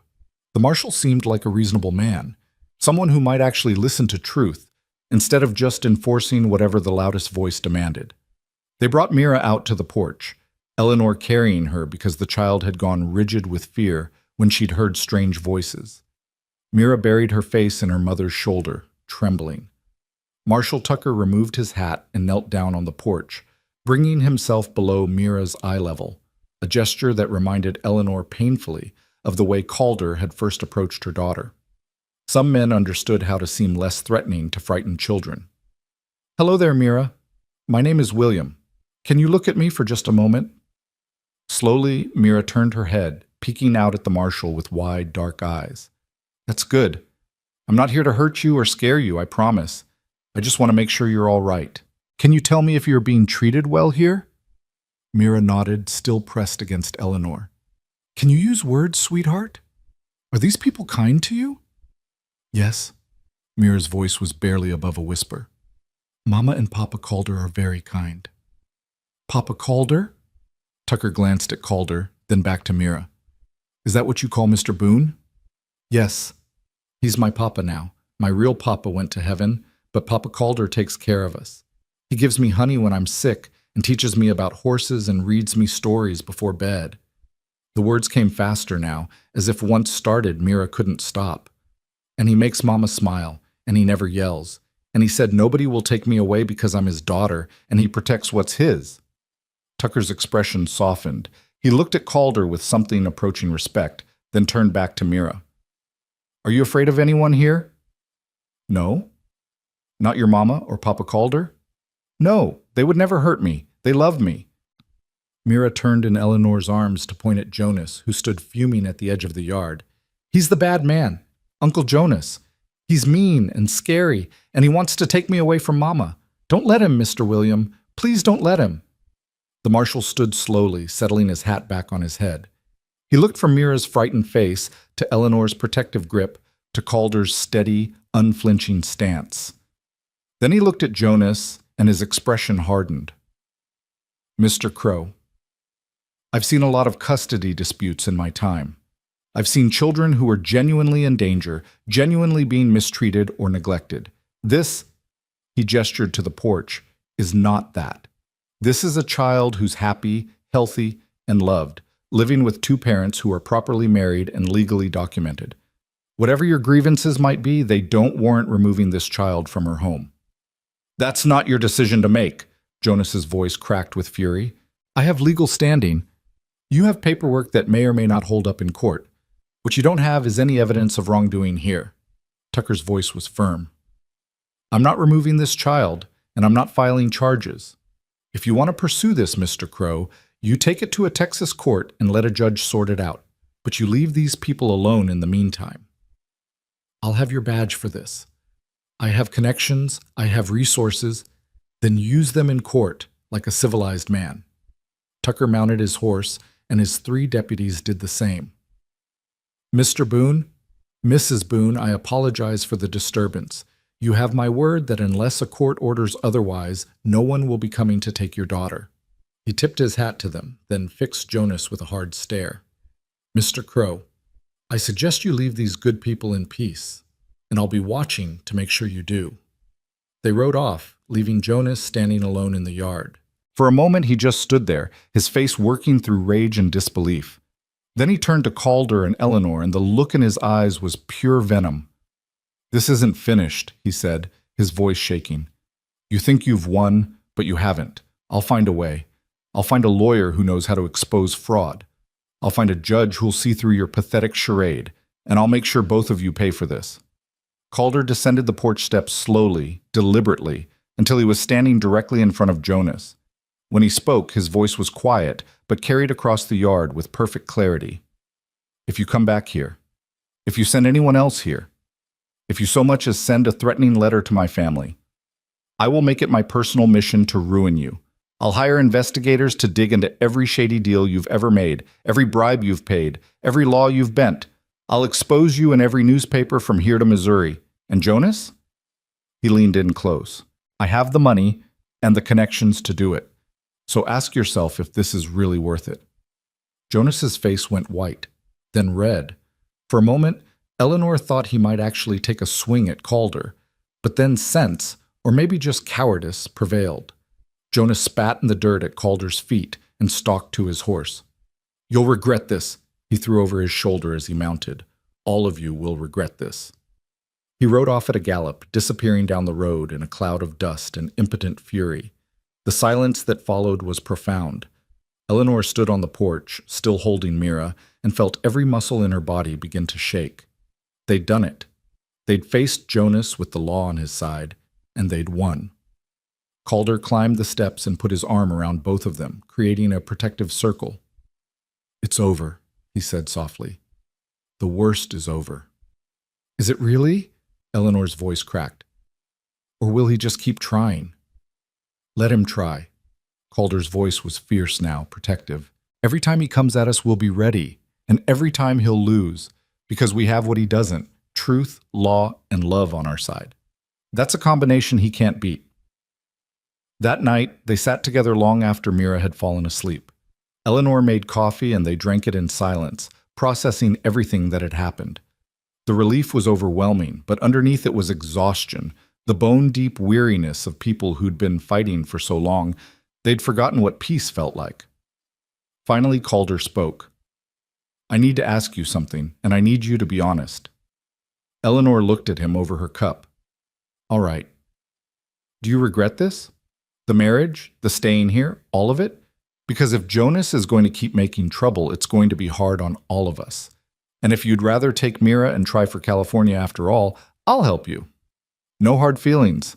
Eleanor set down her cup and looked at this man who'd given them everything, safety, family, a future, without asking for anything in return except the chance to protect them. She thought about the past weeks, about watching Mira bloom like a flower finally given sun and water, about learning to trust again, about the tentative roots they'd begun to put down in this place. "No," she said firmly, "I don't regret it. This is home now, for both of us. And we're not leaving." Something in Calder's expression eased, a tension she hadn't fully registered until it released. "Good," he said quietly, "because I don't want you to leave. Either of you. This house was just walls before you came. Now it's a home." Eleanor reached across the table and took his hand, properly this time, with intention and meaning. "Thank you, Calder, for everything, for being the man you are." He squeezed her hand, and they sat like that for a long time, connected by touch and by something deeper, something that had started as contract but was growing into partnership, respect, maybe even the beginnings of something more. Outside, the Texas night was peaceful, full of stars and possibility. And somewhere on the road to town, Jonas Crow was riding away, defeated if not yet destroyed. The battle was won. The war might not be over. But for tonight, they were safe. They were together. They were family. And that was enough. The days following Jonas's defeat settled into something that felt almost like normalcy, though Eleanor kept waiting for the other shoe to drop. She'd learned not to trust peace, not to believe in safety that came too easily. But as May turned to June and the prairie exploded with wildflowers, she began to let herself exhale. Calder maintained his vigilance without being obvious about it. He made sure someone was always at the ranch, either himself or one of the hands he'd hired on for the season. He kept the rifle loaded and within easy reach. And every time he rode to town, he stopped by the telegraph office to check for messages, by the sheriff's office to confirm no new complaints had been filed. But there was nothing. Jonas had vanished like smoke, and with each passing day, the knot in Eleanor's chest loosened just slightly. 2 weeks after the confrontation with Marshall Tucker, Eleanor was kneading bread dough at the kitchen table when she heard a horse approaching. Her hand stilled automatically, that old fear spiking, but then she heard Calder's voice calling out a greeting and recognized the answering voice as Tom Fairfield's. She wiped her flour-dusted hands on her apron and stepped onto the porch just as Tom dismounted, pulling a leather satchel from his saddlebag. His weathered face was creased with a smile. "Morning, Mrs. Boone. Is Calder around?" "In the barn checking on the new foal. I'll get him." But Calder was already emerging, wiping his hands on a rag. "Tom, what brings you out here?" "Mail run from town. Got something for you that looks official." Tom handed over the satchel. "Came by special courier this morning. Figured you'd want to see it right away." Eleanor's heart started racing again. Official mail, courier. It could be anything, a lawsuit from Jonas, a summons to court, new legal challenges. She descended the porch steps and moved close to Calder, trying to read his expression as he pulled out a thick envelope with official seals. He opened it carefully, scanning the contents while Eleanor held her breath. Then his face did something she'd never seen before. It broke into a genuine wide smile that transformed his usually serious features. "It's from Judge Harrison," he said, looking up at Eleanor with something like wonder in his eyes. "Jonas filed a petition with the district court challenging our custody of Mira. The judge reviewed all the documentation, ours and Jonas's, and dismissed the case. Completely. He's ruled that our marriage and adoption are valid and legal, that Jonas has no standing to challenge them, and that any further attempts to do so would constitute harassment and be subject to sanctions." Eleanor felt her knees go weak. "He dismissed it? Completely?" "Completely." Calder kept reading, his smile growing wider. "There's more. Judge Harrison's issued a restraining order against Jonas. He's forbidden from coming within 50 miles of this ranch or from contacting you or Mira in any way. If he violates it, he'll be arrested." Tom let out a whoop of joy that startled the horses. "Hot damn, excuse my language, Mrs. Boone, but that's the best news I've heard all month. Wait till Martha hears this." Eleanor reached for the porch railing, needing something solid to hold on to as the full weight of it hit her. It was over. Really, truly over. Jonas couldn't touch them anymore. The law, the same law she'd been running from for so long, had finally, miraculously, protected them instead of threatening them. "Eleanor?" Calder was beside her suddenly, his hand on her arm, steadying her. "Are you all right?" She looked up at him, and the tears she'd been holding back for months finally broke free. But these weren't tears of fear or desperation. These were relief and gratitude and overwhelming emotion that had nowhere else to go. "We're safe," she whispered. "Mira's safe." "Yes." Calder pulled her into an embrace that was brief but solid, his arms strong around her. "You're both safe now. I promised you that, and I meant it." Eleanor let herself lean into him for just a moment, accepting the comfort and strength he offered. Over his shoulder, she could see Tom beaming at them both, clearly pleased with himself for delivering such good news. When they separated, Eleanor wiped her eyes and laughed, a sound that felt rusty from disuse but genuine. "I should tell Mira. She should know she doesn't have to be afraid anymore." They found Mira in the bedroom, playing with her doll and singing softly to herself. When Eleanor told her the news in simple terms, that Uncle Jonas couldn't come back, that a judge had said Mira belonged with Mama and Papa Calder forever, the child's face lit up with an expression of pure joy that made Eleanor's heart ache. "Forever?" Mira asked, as if testing the word. "Like real forever, not just pretend?" "Real forever," Calder confirmed, kneeling beside her. "You're my daughter now, in every way that matters. No one can change that." Mira launched herself at Calder with such force that he had to catch himself against the wall to keep from toppling over. She wrapped her small arms around his neck and held on like she'd never let go. "I love you, Papa Calder," she said into his shoulder, her voice muffled but clear. Eleanor watched Calder's face transform, saw the sudden shine of tears in his eyes, the way his jaw clenched as he fought for composure, the fierce tenderness with which he held Mira close. "I love you too, little one," he said roughly, "more than you know." That evening, after Mira had been tucked into bed and the excitement had settled, Eleanor found herself restless. The bread she'd been making had risen and been baked, the supper dishes were washed and put away, and still she couldn't settle. The relief that should have calmed her was instead making her feel electric, alive in a way she hadn't felt in over a year. She stepped out onto the porch, breathing in the warm June night. The stars were brilliant overhead, and somewhere in the distance cattle lowed softly to each other. It was peaceful and beautiful and everything she'd dreamed of during those desperate months of running. The door opened behind her, and Calder joined her, carrying 2 cups of coffee. He handed her one without speaking, and they stood side by side, looking out at the dark prairie. "I keep waiting to wake up," Eleanor said quietly, "to find out this was all a dream, and I'm still broken down in the storm, dying beside a wagon." "It's not a dream," Calder's voice was equally soft. "It's real. You made it real by being brave enough to accept help when it was offered." I didn't feel brave. I felt desperate. Sometimes those are the same thing. He took a sip of his coffee. You did what you had to do to protect your daughter. That's the definition of courage. Eleanor turned to look at him, really look at him in the starlight. This man who'd saved them, sheltered them, fought for them without hesitation. This man who'd offered marriage as a legal protection, but had given them so much more: a home, safety, love. Why did you really do it? She asked. The truth, Calder. Why did you help us? He was quiet for a long time, staring out at the darkness. When he finally spoke, his voice was raw with old pain. I told you about my wife, about coming home and finding her dead. What I didn't tell you was that she was pregnant when I left for the war, 7 months along. The baby, our son, died with her. Fever took them both, and there was no one to help, no one to bring medicine or water or just hold her hand while she suffered. He swallowed hard. I came home to 2 graves instead of a family, and I swore that if I ever got a chance to prevent that kind of loss for someone else, I'd take it. No hesitation, no questions asked. Eleanor felt her throat close. Calder, I'm so sorry. Don't be sorry. Just understand. When I found you and Mira in that storm, dying slowly of hunger and exposure, it was like God was giving me a second chance. A chance to save someone instead of just burying them. I couldn't let that pass. He looked at her then, and his eyes reflected the starlight.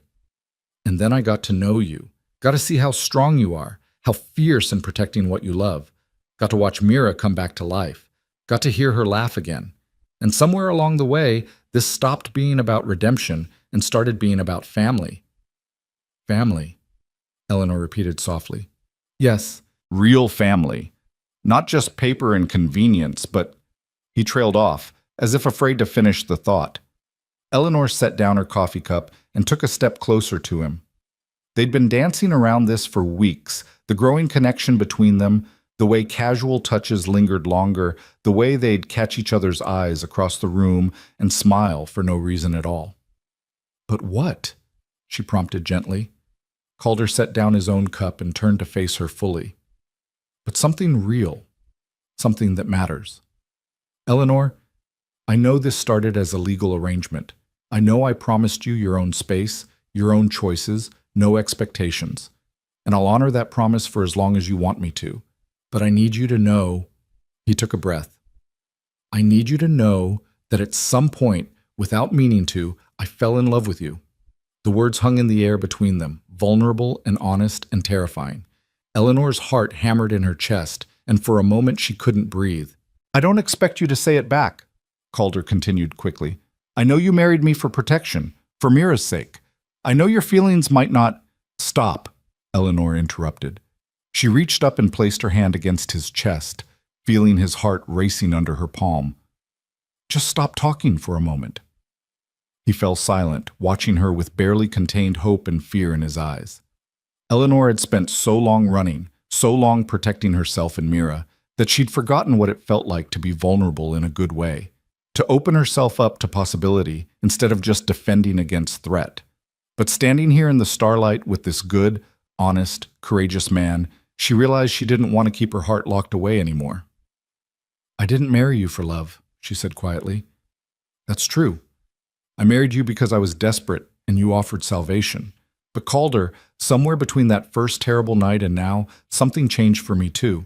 I started looking forward to your footsteps on the porch in the evening, started listening for your voice in the morning, started feeling safe, not just because of what you provide, but because of who you are.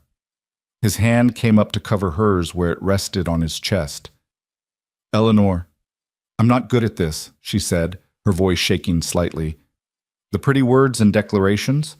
My first marriage was arranged by my parents, and my husband was kind, but we were never really partners. We were never really equals.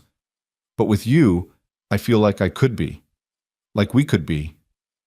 You are my equal, Calder said fiercely, in every way that matters.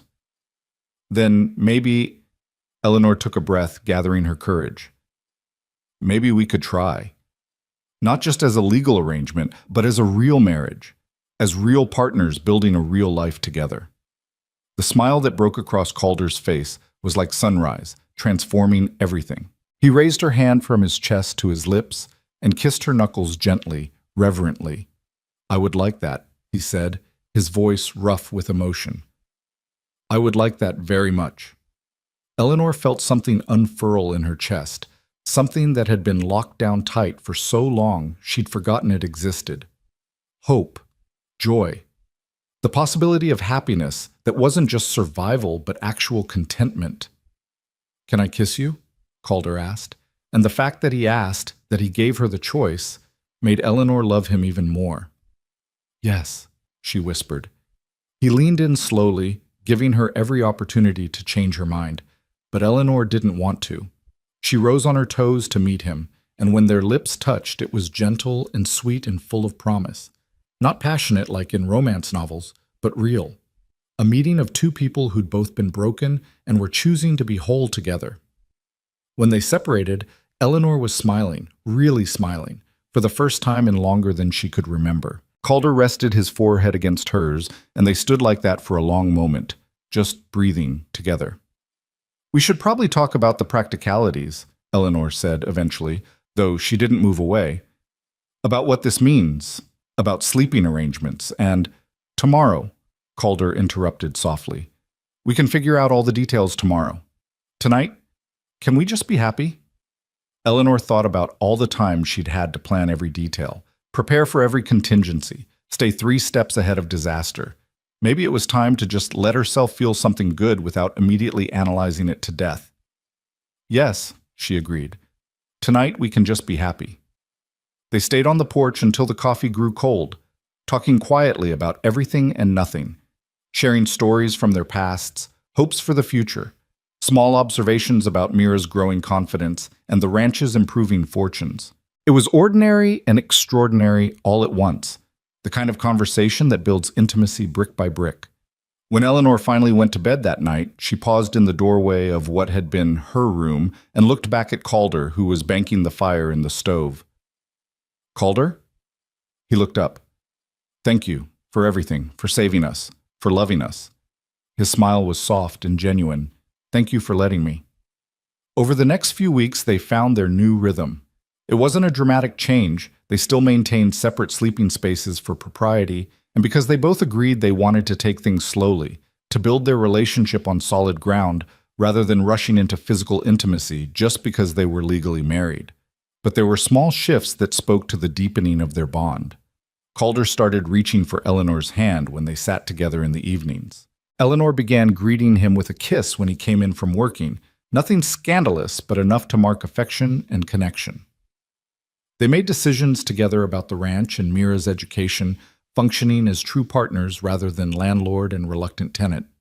Mira, with the uncanny awareness children possess, seemed to sense the change in the atmosphere between her parents and bloomed even more. She started calling the ranch home without hesitation, making plans for future events, planting a garden next spring, learning to ride when she got bigger, asking if she could have a kitten from the barn cat's next litter. Martha Fairfield visited one afternoon in late June and pulled Eleanor aside while Calder was teaching Mira to collect eggs in the chicken coop. "You look different," Martha said bluntly, studying Eleanor's face. "Lighter, somehow, like you finally stopped waiting for the sky to fall." Eleanor smiled, watching through the window as Calder patiently showed Mira how to approach the hens without startling them. "Maybe I have. For the first time in a very long time, I'm letting myself believe things might actually work out." "They will if you work at it," Martha said practically. "Marriage isn't about grand gestures and constant romance. It's about showing up every day, choosing each other even when it's hard, building something together that's stronger than what either of you could make alone." "Is that the secret? Just keep showing up?" "That's most of it. The rest is communication, compromise, and occasionally admitting when you're wrong, even if it kills you." Martha patted Eleanor's hand.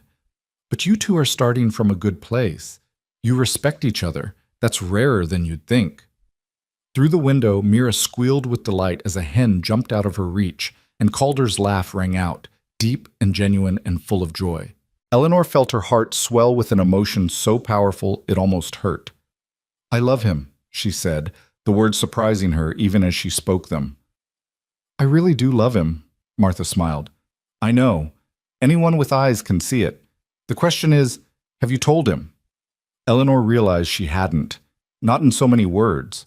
They'd talked about trying for a real marriage, about building a partnership. But she hadn't actually said the words I love you back to him. She'd been so focused on taking things slowly, on not rushing, that she'd forgotten sometimes it was important to just speak the truth plainly. That evening, after Mira was asleep and they were sitting together on the porch in their customary spots, Eleanor reached for Calder's hand. I need to tell you something. He tensed slightly, old worries probably surfacing. All right. That night you told me you loved me, I didn't say it back. I wanted to, but I was scared. Scared of being vulnerable, scared of admitting to feelings that made me dependent on someone else, scared that if I said the words out loud, something bad would happen to take it all away. She squeezed his hand.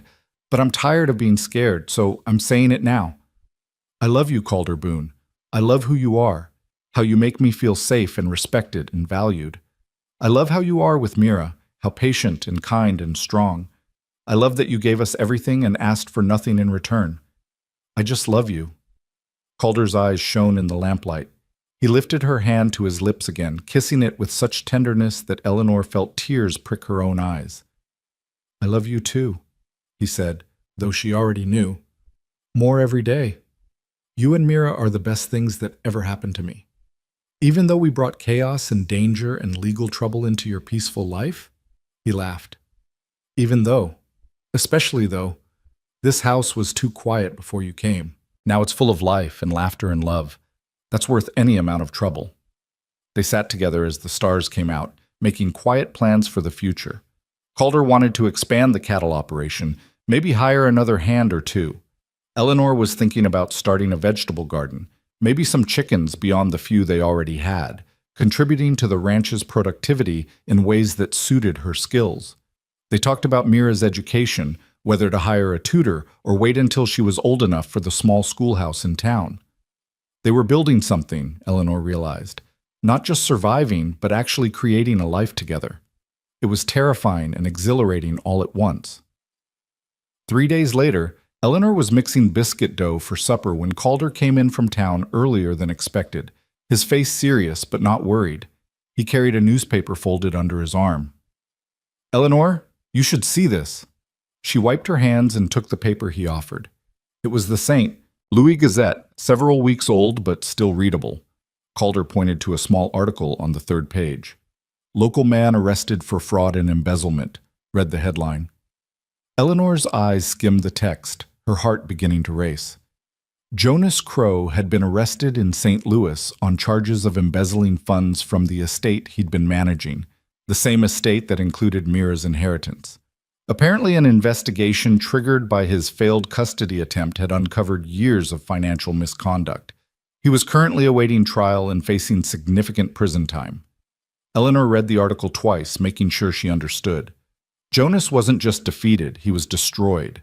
His corruption exposed, his freedom in jeopardy, his ability to threaten them utterly eliminated. It's really over, she breathed. This time it's really, truly over. Calder wrapped his arms around her from behind, resting his chin on top of her head. Yes, and more than that, the estate investigation means they'll recover the money Jonas stole.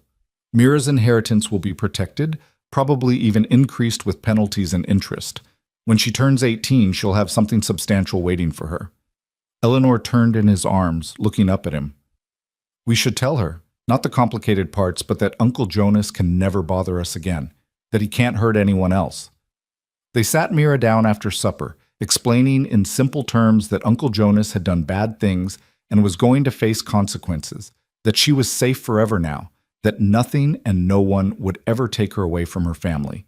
Mira listened carefully, then asked the question that was somehow both childish and deeply profound. Is he sorry for being mean? Eleanor and Calder exchanged glances. I don't know, sweetheart, Eleanor admitted. But whether he's sorry or not, he can't hurt us anymore. That's what matters. Mira considered this, then nodded with the easy acceptance of childhood. Okay, can I go play now? Just like that. The shadow that had haunted them for over a year was banished to irrelevance. Mira went back to her dolls without a second thought, already moving on in the way children could when they felt truly secure. That night, Eleanor stood in the doorway between her bedroom and Calder's, the door that had remained carefully closed since they'd married. She'd been thinking about Martha's words, about showing up and choosing each other, about building something together. She knocked softly, and Calder appeared in the doorway, surprise and hope mingling in his expression. "I was thinking," Eleanor said quietly, conscious of Mira sleeping in the room down the hall. "We've been taking things slowly, building trust and partnership, and that's been good, necessary even. But we're married, Calder, really married now, in heart as well as paper. And I don't want to sleep alone anymore." Calder's eyes darkened with emotion. "Are you sure?" "There's no rush, Eleanor. I meant what I said about not expecting—" "I know what you said, and I'm grateful for it. But I'm also sure." She reached out and took his hand. "I want to share a room with my husband. I want to fall asleep next to you and wake up beside you. I want all of it, Calder, a real marriage in every sense." He pulled her close, holding her tight. "Then you'll have it. Everything I am, everything I have, it's yours. It's been yours since the moment you said yes." Moving Eleanor's belongings from one room to another was a simple task that felt monumentally significant.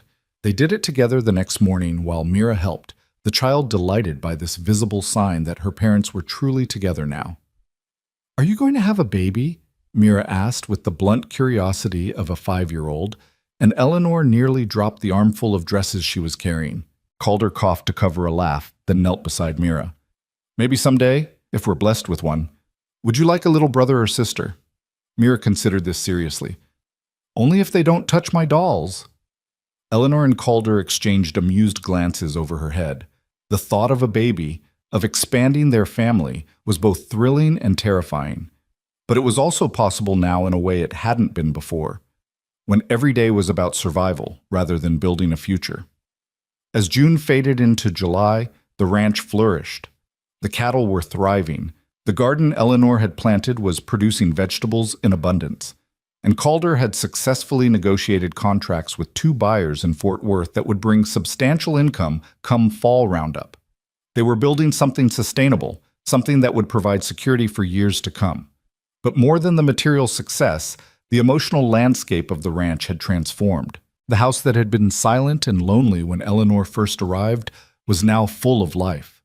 Mira's laughter, Eleanor singing as she worked, Calder's voice reading aloud from books in the evening. They'd become a family not because the law said so, but because they'd chosen each other every single day. On a warm Sunday morning in late July, Eleanor woke before dawn with Calder's arm heavy and warm around her waist. She lay still for a moment, savoring the peace of it, the simple rightness of being held by someone she loved and trusted completely. "You're awake," Calder murmured against her hair, his voice rough with sleep. "Just thinking." "About what?" Eleanor turned in his arms so she could see his face in the pre-dawn light filtering through the window. "About how different everything is now. 7 months ago, I was alone and desperate, sleeping in a broken wagon with no hope left. Now I'm here, with you, with a home and safety and love. Sometimes I can barely believe it's real." Calder's hand came up to cup her cheek. "It's real. We're real. And Eleanor—" He paused, as if weighing his words carefully. "I want you to know you didn't just give me a family. You gave me a purpose, a reason to build something beyond just getting through each day. You made me believe in the future again." Eleanor kissed him softly, pouring everything she felt into the gentle contact. When they separated, she smiled. "I didn't give you anything. We gave it to each other. That's what partnership means." They lay together watching the sun rise through the window, painting the room in shades of gold and pink. Somewhere in the house, Mira would wake soon and come padding out in her nightgown, looking for breakfast and attention. The day would unfold with its usual rhythms, work and meals and small domestic tasks that somehow added up to a life. It wasn't the life Eleanor had imagined for herself when she was young and foolish. It was better. It was real and hard-won and built on foundations of trust and choice rather than expectation and obligation. "What are you thinking now?" Calder asked, watching her face. That I'm happy, Eleanor said simply. After everything, after loss and fear and desperate running, I'm genuinely, completely happy. I didn't think I'd ever feel this way again. Calder pulled her closer, and Eleanor settled against his chest, listening to the steady beat of his heart. Outside, the ranch was waking up, cattle lowing, birds singing, the wind moving through the prairie grass. It was the sound of home. I love you, she whispered. I love you too, Calder replied. Both of you. My girls. My family. They had survived the storm and found each other. They had faced down threats and overcome them together. They had built something from nothing, transformed desperation into hope, turned a legal arrangement into a love story. And the best part, the most miraculous part, was that this was just the beginning. The future stretched before them full of possibility and promise, and for the first time in years, Eleanor wasn't afraid to face it. She was ready. They were ready. Together.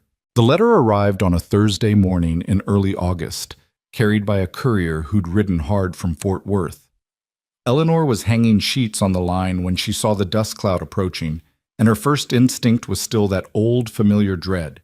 Even though they'd had months of peace, even though Jonas was in prison awaiting trial, her body remembered danger and responded before her mind could catch up. But Calder emerged from the barn with his easy, confident stride, and when he took the letter from the courier and read the return address, his face broke into a smile that eased Eleanor's tension immediately. "It's from Judge Harrison," he called to her. "And it's thick. Must be official documents." Eleanor abandoned the laundry and hurried over, wiping her damp hands on her apron.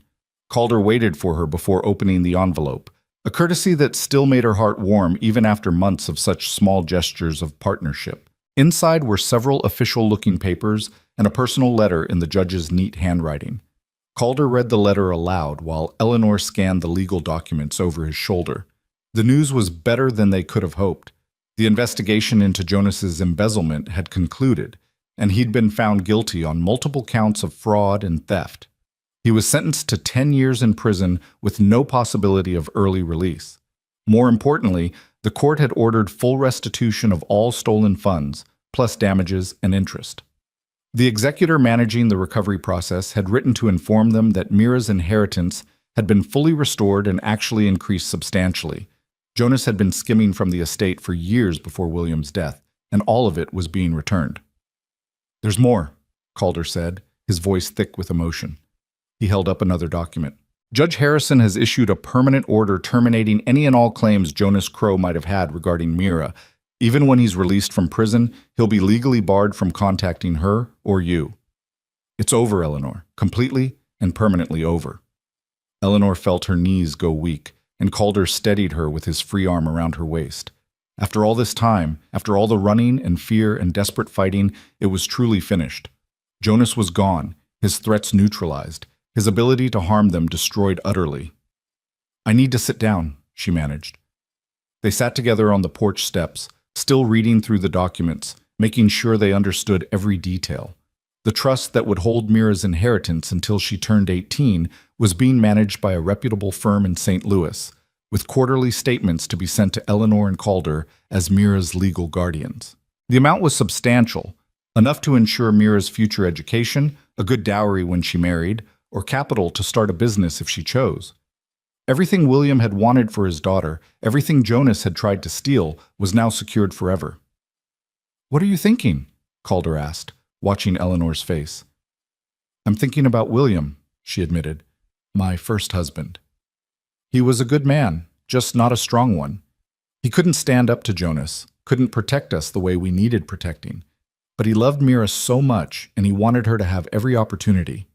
She looked down at the trust documents. "I wish he could know she's safe now, that his brother didn't win." Calder took her hand, threading his fingers through hers. "Maybe he does know. Maybe wherever he is, he can see that his daughter is loved and protected and has a future full of promise. And maybe he's grateful that someone stepped in to finish what he couldn't." Eleanor leaned her head on Calder's shoulder, feeling the solid strength of him, the quiet certainty that had become her anchor. "I hope so. He deserves that peace." They sat together in comfortable silence until Mira came running from the barn where she'd been helping one of the ranch hands feed the horses. Her face was flushed with exertion and joy, her dark hair escaping from its braid, and she looked so healthy and happy that Eleanor's heart ached with gratitude. "Mama, Papa Calder! Mr. Jesse says one of the horses is going to have a baby soon and I can help take care of it when it comes. Can I, please?" Calder scooped her up and settled her between them on the step. "Of course you can. But Mira, we need to talk to you about something important first." The child's face grew serious immediately, and Eleanor was reminded again how much fear and uncertainty Mira had learned to carry despite her young age. But this time, they had good news. "Remember how we told you that Uncle Jonas couldn't hurt us anymore?" Eleanor began gently. "Well, we just got a letter from a judge, a very important man who makes sure people follow the rules, and he says that Uncle Jonas has to stay far away from us forever. He can never try to take you away again. Not ever." Mira's eyes grew wide. "Forever ever?" "Forever ever," Calder confirmed. "And there's more. Your first papa, before he went to heaven, he left you some money to use when you grow up. Uncle Jonas tried to take it, but now it's been given back and it's safe. When you're older, you can use it for school, or to buy a house, or whatever you want." "Will it buy a pony?" Mira asked with the straightforward practicality of childhood. Calder laughed, the sound full of affection and relief. "Yes, sweet girl. It would buy several ponies, but you have to wait until you're older to decide what to do with it. Until then, your mom and I will make sure it's kept safe for you." Mira seemed to consider this, then nodded with satisfaction. "Okay, can I go tell Mr. Jesse about the baby horse now?" Eleanor smiled through tears she hadn't realized were falling. "Yes, baby, go tell Mr. Jesse." They watched Mira run back toward the barn, her joy uncontained and unshadowed by worry. That was what they'd fought for, Eleanor realized. Not just safety or security or legal protection, but this. The ability for a child to be a child, to worry about ponies and baby horses instead of threats and danger. "She's going to be all right," Calder said quietly, as if reading Eleanor's thoughts. "Better than all right. She's going to grow up strong and confident, knowing she's loved and protected." "We did that," Eleanor said wonderingly. "Together, we gave her that." "You gave her that first," Calder corrected. "By refusing to give up, by running when you had to and fighting when you could, by keeping her alive against impossible odds. I just helped finish what you started." Eleanor turned to face him fully, cupping his weathered face in her hands. "No, we did it together. That's what makes it real." She kissed him then, there on the porch steps in full daylight where anyone might see, and didn't care who knew how much she loved this man who'd saved them, and then loved them, and then built a life with them that was more than any of them could have created alone. Over the following weeks, the ranch settled into its late summer rhythms. The cattle were fat and healthy, ready for the fall roundup that would bring the year's primary income. Eleanor's garden was producing abundantly, and she'd begun preserving vegetables and making preserves for the winter, working side by side with Martha Fairfield, who had become a true friend. Mira was growing like a weed, shooting up so fast that Eleanor had to let down the hems on all her dresses twice in as many months. And Eleanor and Calder were building something that went beyond partnership into genuine intimacy, not just physical, though that was growing sweeter and deeper as they learned each other's bodies and hearts, but emotional. They talked late into the night about everything from childhood memories to dreams for the future. They made decisions together about the ranch, about Mira's education, about whether to expand the house or build a proper schoolroom for when Mira got older. They were becoming not just husband and wife, but true partners in every sense of the word. One evening in late September, after Mira had gone to bed, and they were sitting on the porch watching the sunset paint the prairie in shades of gold and crimson, Eleanor felt a flutter in her belly that she'd been noticing for weeks, but had been almost afraid to acknowledge. "Calder," she said quietly, her hand moving instinctively to her stomach. "I need to tell you something." He turned to her immediately, reading something significant in her tone. "What is it? Are you all right?" "I'm more than all right." Eleanor took his hand and placed it over her belly, over the small swell that was just beginning to be noticeable. "I'm pregnant. We're going to have a baby." Calder's face went through a series of expressions so rapidly Eleanor couldn't track them all. Shock, joy, fear, wonder, and finally settling on something that looked like overwhelming emotion. His hand pressed gently against her stomach, as if trying to feel the life growing there. "A baby," he breathed. "Our baby." "Yes. I think I'm about 3 months along. I've been pretty sure for a few weeks, but I wanted to wait until I was certain before telling you." Eleanor covered his hand with her own. "Are you happy? I know we didn't plan this, and it's going to change things." "Happy?"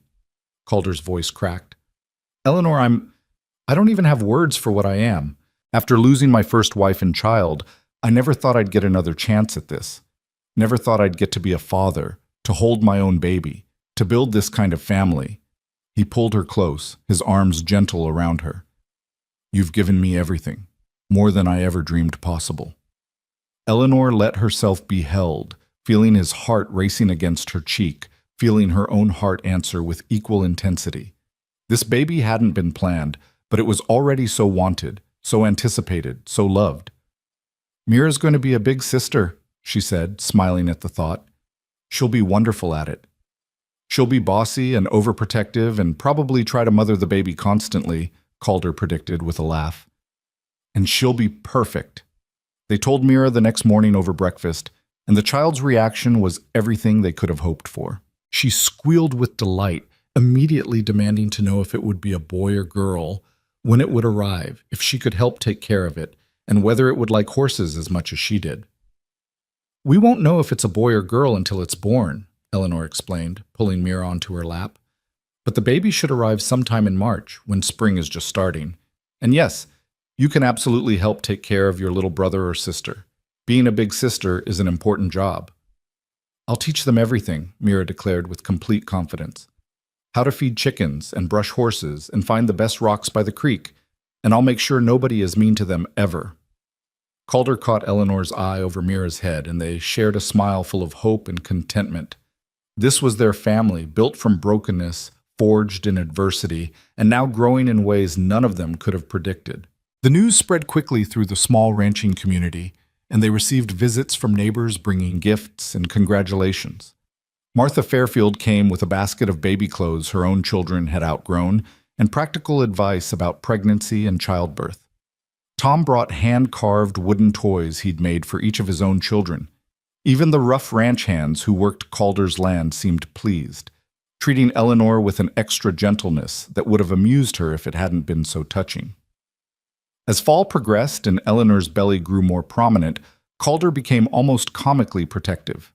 He insisted she not lift anything heavy, not work too long in the garden, not push herself beyond reasonable limits. Eleanor tolerated this fussing with good humor, understanding it came from love and old grief. He'd lost one wife in childbirth, and the fear of losing Eleanor the same way haunted him, even though he tried not to show it. "I'm healthy and strong," she reassured him one evening when he'd caught her carrying a basket of laundry and practically wrestled it away from her. "Women have been having babies since the beginning of time. I'll be fine." "I know," Calder said, but his face was tight with worry. "I know that rationally. But Eleanor, I can't lose you. I can't lose either of you. The thought of something going wrong." She took his face in her hands, making him look at her. "Nothing is going to go wrong. We'll have the doctor come from town when my time is near, and Martha will be here to help, and you'll be right outside the door. This baby is going to come into the world healthy and strong, and I'm going to be just fine." "You can't promise that." "No," Eleanor admitted. "I can't promise the future. None of us can. But Calder, I've survived things that should have killed me. I've run across half the country with a sick child, starved for days, faced down men who wanted to destroy me. I'm not going to let childbirth defeat me. I have too much to live for now." Calder pulled her close, carefully mindful of her growing belly, and held her like she was something infinitely precious. "I love you so much it terrifies me."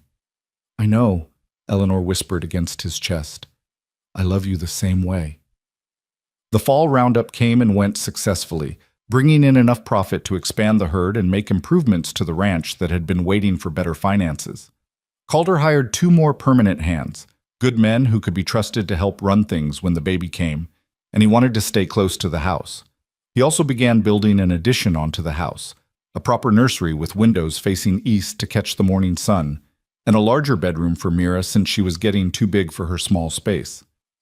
Eleanor watched the construction with a heart so full it sometimes felt like it might burst.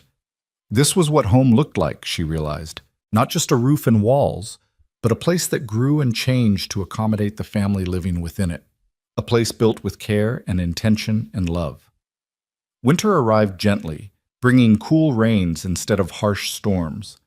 Eleanor spent the short days preparing for the baby, sewing tiny clothes, washing and folding blankets that Martha and other neighbor women brought, arranging the nursery that Calder had finished just before Christmas. Mira helped with everything, her excitement building as the baby's arrival grew closer.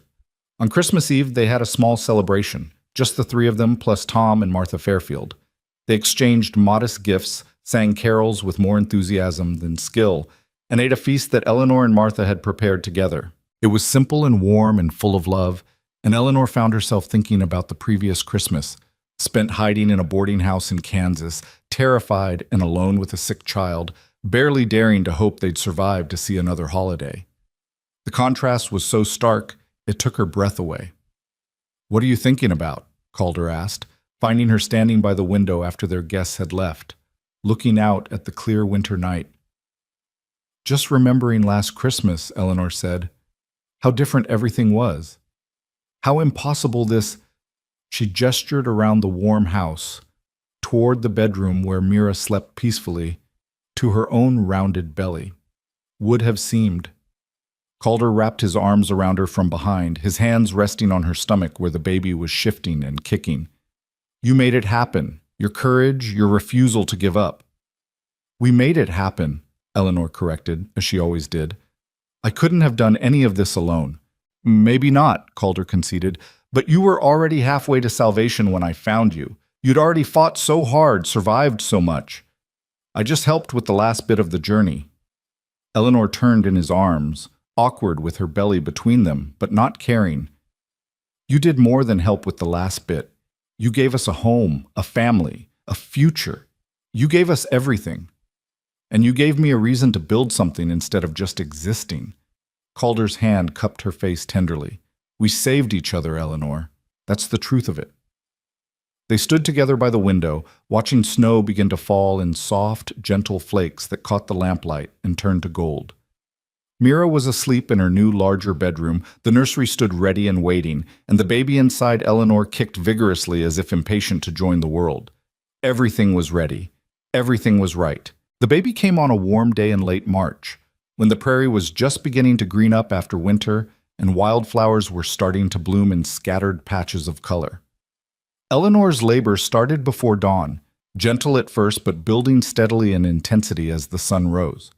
Calder sent one of the hands racing for the doctor and Martha, then stayed by Eleanor's side holding her hand, wiping her forehead, supporting her through each contraction with a steadiness that belied the fear Eleanor could see in his eyes. "I'm all right," she kept telling him between pains. "This is normal. Women do this every day." "I know," he said, but his grip on her hand was almost painfully tight. Martha arrived first, bustling in with the competent authority of a woman who'd delivered 6 children of her own and assisted with countless others. She took one look at Eleanor and nodded with satisfaction. "You're doing fine, dear. This baby's coming just as it should. Everything's progressing perfectly." The doctor arrived an hour later, a kindly older man who confirmed Martha's assessment and settled in to wait. And then it was just time and work. Eleanor's body doing what it was designed to do, pushing this new life into the world with an intensity that was both agonizing and exhilarating. Mira had been sent to stay with Tom Fairfield at their ranch, kept away from the pain and blood and raw reality of birth, but Eleanor could hear her in her mind anyway, could imagine her daughter's excitement and anticipation. That thought sustained her through the hardest parts, through the moments when pain consumed everything, and she wondered if Calder had been right to worry after all. But then, as afternoon light slanted golden through the bedroom window, the baby came, slipping into the world with a lusty cry that announced life and health and perfect normality. The doctor caught the infant competently, and Martha was there immediately with warm blankets. "It's a boy," the doctor announced with a smile. "A healthy, strong boy." Eleanor collapsed back against the pillows, exhausted and elated and overwhelmed. A boy. A son. Calder's son. "Calder," she managed. "Bring Calder." He was there before the words finished leaving her mouth, as if he'd been hovering just outside the door the entire time. His face was pale, his eyes haunted with old fears. But when he saw Eleanor alive and well and smiling, the relief that washed over him was so powerful it seemed to make him taller. "You did it," he breathed. "You're all right." "I told you I would be." Eleanor held out her arms. "Come meet your son." Martha placed the baby in Eleanor's arms, and then Calder was beside them both, staring down at the tiny, red-faced infant with an expression of such complete wonder that Eleanor felt tears stream down her face. "He's perfect," Calder whispered. "He's absolutely perfect." The baby was perfect, small and pink and crying with healthy lungs, his tiny fists waving in the air as if already fighting the world. He had Calder's nose and Eleanor's dark hair, and when he finally stopped crying and opened his eyes, they were deep blue like the prairie sky. "What should we name him?" Eleanor asked. They discussed names over the winter, but never settled on anything definite, wanting to wait until they saw the baby to decide what fit. Now, holding her son while her husband looked on with unbridled love, Eleanor knew exactly what his name should be. "William," she said, "for my first husband, who loved Mira so much but never got to see her grow up. And Calder for his middle name, so he carries both fathers with him." Calder's eyes filled with tears. "William Calder Boone. It's a strong name." "For a strong boy," Eleanor agreed. "One who'll grow up knowing he's loved, knowing he's safe, knowing his family will protect him no matter what." The doctor and Martha left eventually, after making sure both Eleanor and the baby were healthy and comfortable. Calder sent word to Tom to bring Mira home, then sat beside the bed, holding Eleanor's hand while she held their son. "I was so afraid," he admitted quietly. "The whole time, I kept thinking about Sarah, about how I lost her and the baby. I kept imagining the same thing happening to you." "But it didn't." Eleanor squeezed his hand. "We're both here, both healthy. Your family is complete now, Calder. No more loss, no more grief, just life and love and building our future together." When Mira arrived home, bursting with excitement and questions, they let her climb carefully onto the bed to meet her new brother. She stared at the baby with wide eyes, reaching out one tentative finger to touch his tiny hand. "He's so small," she whispered, awed. "You were this small once," Eleanor told her. "And now look how big you are. He'll grow just like you did." "Can I help take care of him?" I promised I would. "Yes, sweetheart. You can help with everything, holding him when Mama says it's all right, bringing me things I need, singing to him when he cries. Being a big sister is the most important job in the world." Mira beamed with pride, already taking her new responsibilities seriously. She sat beside Eleanor on the bed, one protective hand on the baby's blanket, and looked up at Calder. "Are you happy, Papa Calder?" Calder's voice was thick with emotion when he answered. "Happier than I ever thought possible, little one. I have everything I could ever want right here in this room."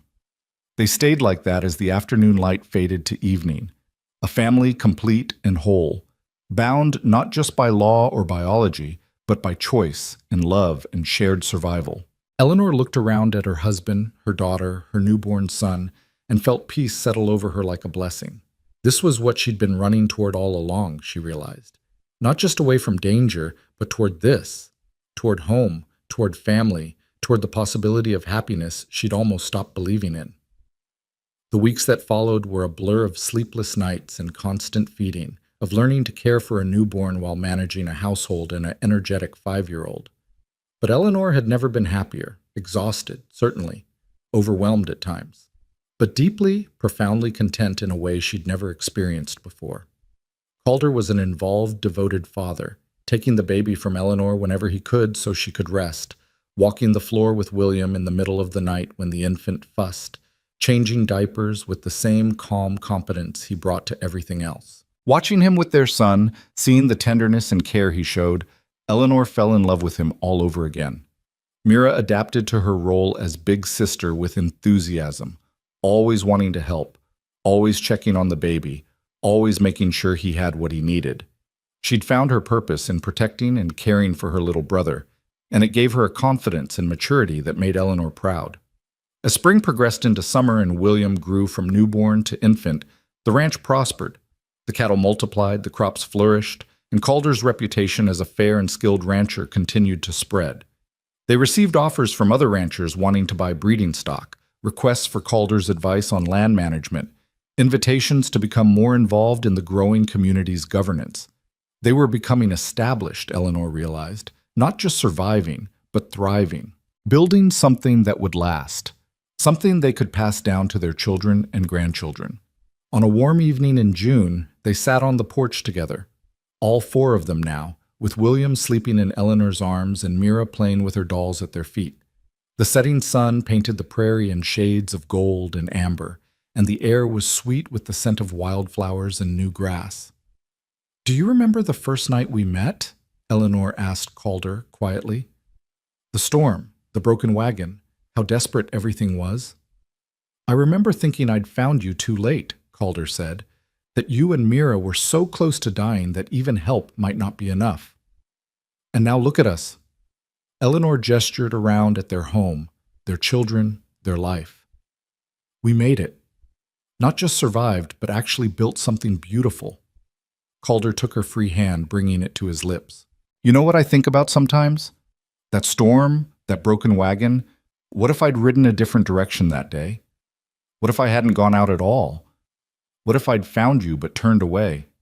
"But you didn't," Eleanor said softly. "You came. You helped. You gave us bread and shelter, and eventually your name and your love. Best decision I ever made." Calder's eyes were soft with emotion. "Finding you and Mira, making you my family, it gave me back my life, gave me a reason to build something beyond just existing day to day." Mira looked up from her dolls, listening with the uncanny awareness children sometimes show. "Papa Calder, tell me again about the night you found us." It had become one of her favorite stories, and Calder told it willingly, painting the picture with words. The storm, the broken wagon, Eleanor's courage in protecting her daughter, the decision to bring them home. He told it like a fairy tale, which in some ways it was. A story of desperation and salvation, of strangers becoming family, of love growing in unexpected places. When he finished, Mira climbed into his lap and wrapped her arms around his neck. "I'm glad you found us, Papa. I'm glad you didn't ride a different way." "Me too, sweetheart. Me too." Eleanor watched them together, watched William sleep peacefully in her arms, watched the sun paint everything gold, and felt a completeness that went beyond words. They'd all been broken in different ways. Her by Jonas's threats and William's death, Calder by war and loss, Mira by fear and instability. But somehow, broken pieces had fitted together to make something whole and strong and beautiful. "I didn't give you a home," Calder said suddenly, turning to Eleanor.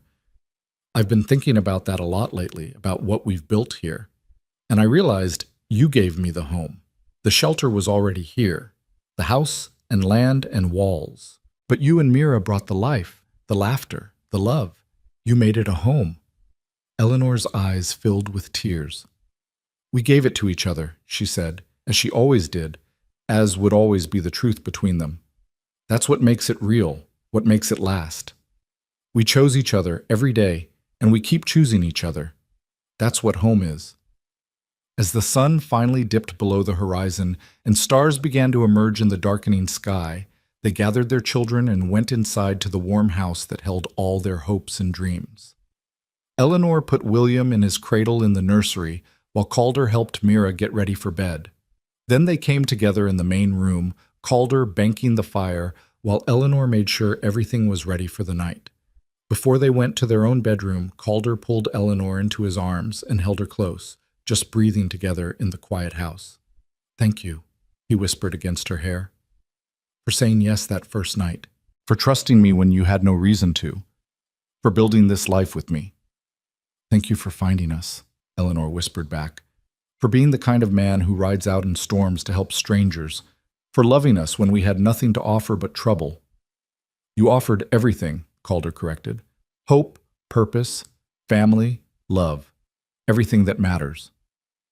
They stood together in the quiet house, two people who'd found each other in the worst circumstances and built something beautiful from shared struggle and mutual choice. Outside, the Texas night was vast and full of stars, the prairie stretching endlessly in all directions. But inside, everything was warm and safe and complete. Eleanor thought back to that terrible night when she'd been dying beside a broken wagon, hungry and cold and convinced it was the end. She thought about the sound of hooves in the storm, about Calder kneeling in the mud offering bread, about his voice saying, "I've got you."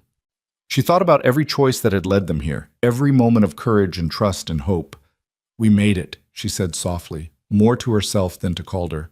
"We really, truly made it." "Yes," Calder agreed, his arms tightening around her. "We made it. Together."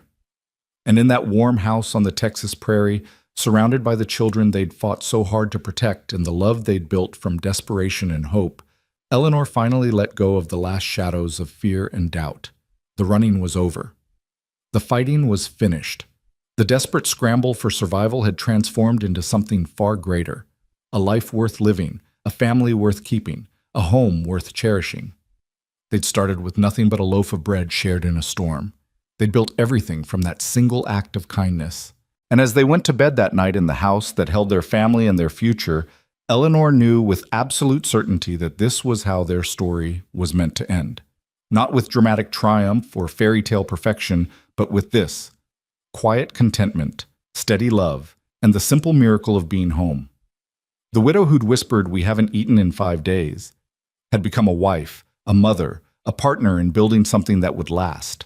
The rancher who'd offered bread had become a husband, a father, the foundation of a family that would carry forward long after both of them were gone. And the little girl who'd been caught between danger and safety had become a daughter twice over, a big sister, a child who knew she was loved and protected and valued beyond measure. They were complete. They were home. They were finally and forever truly safe. And that was everything.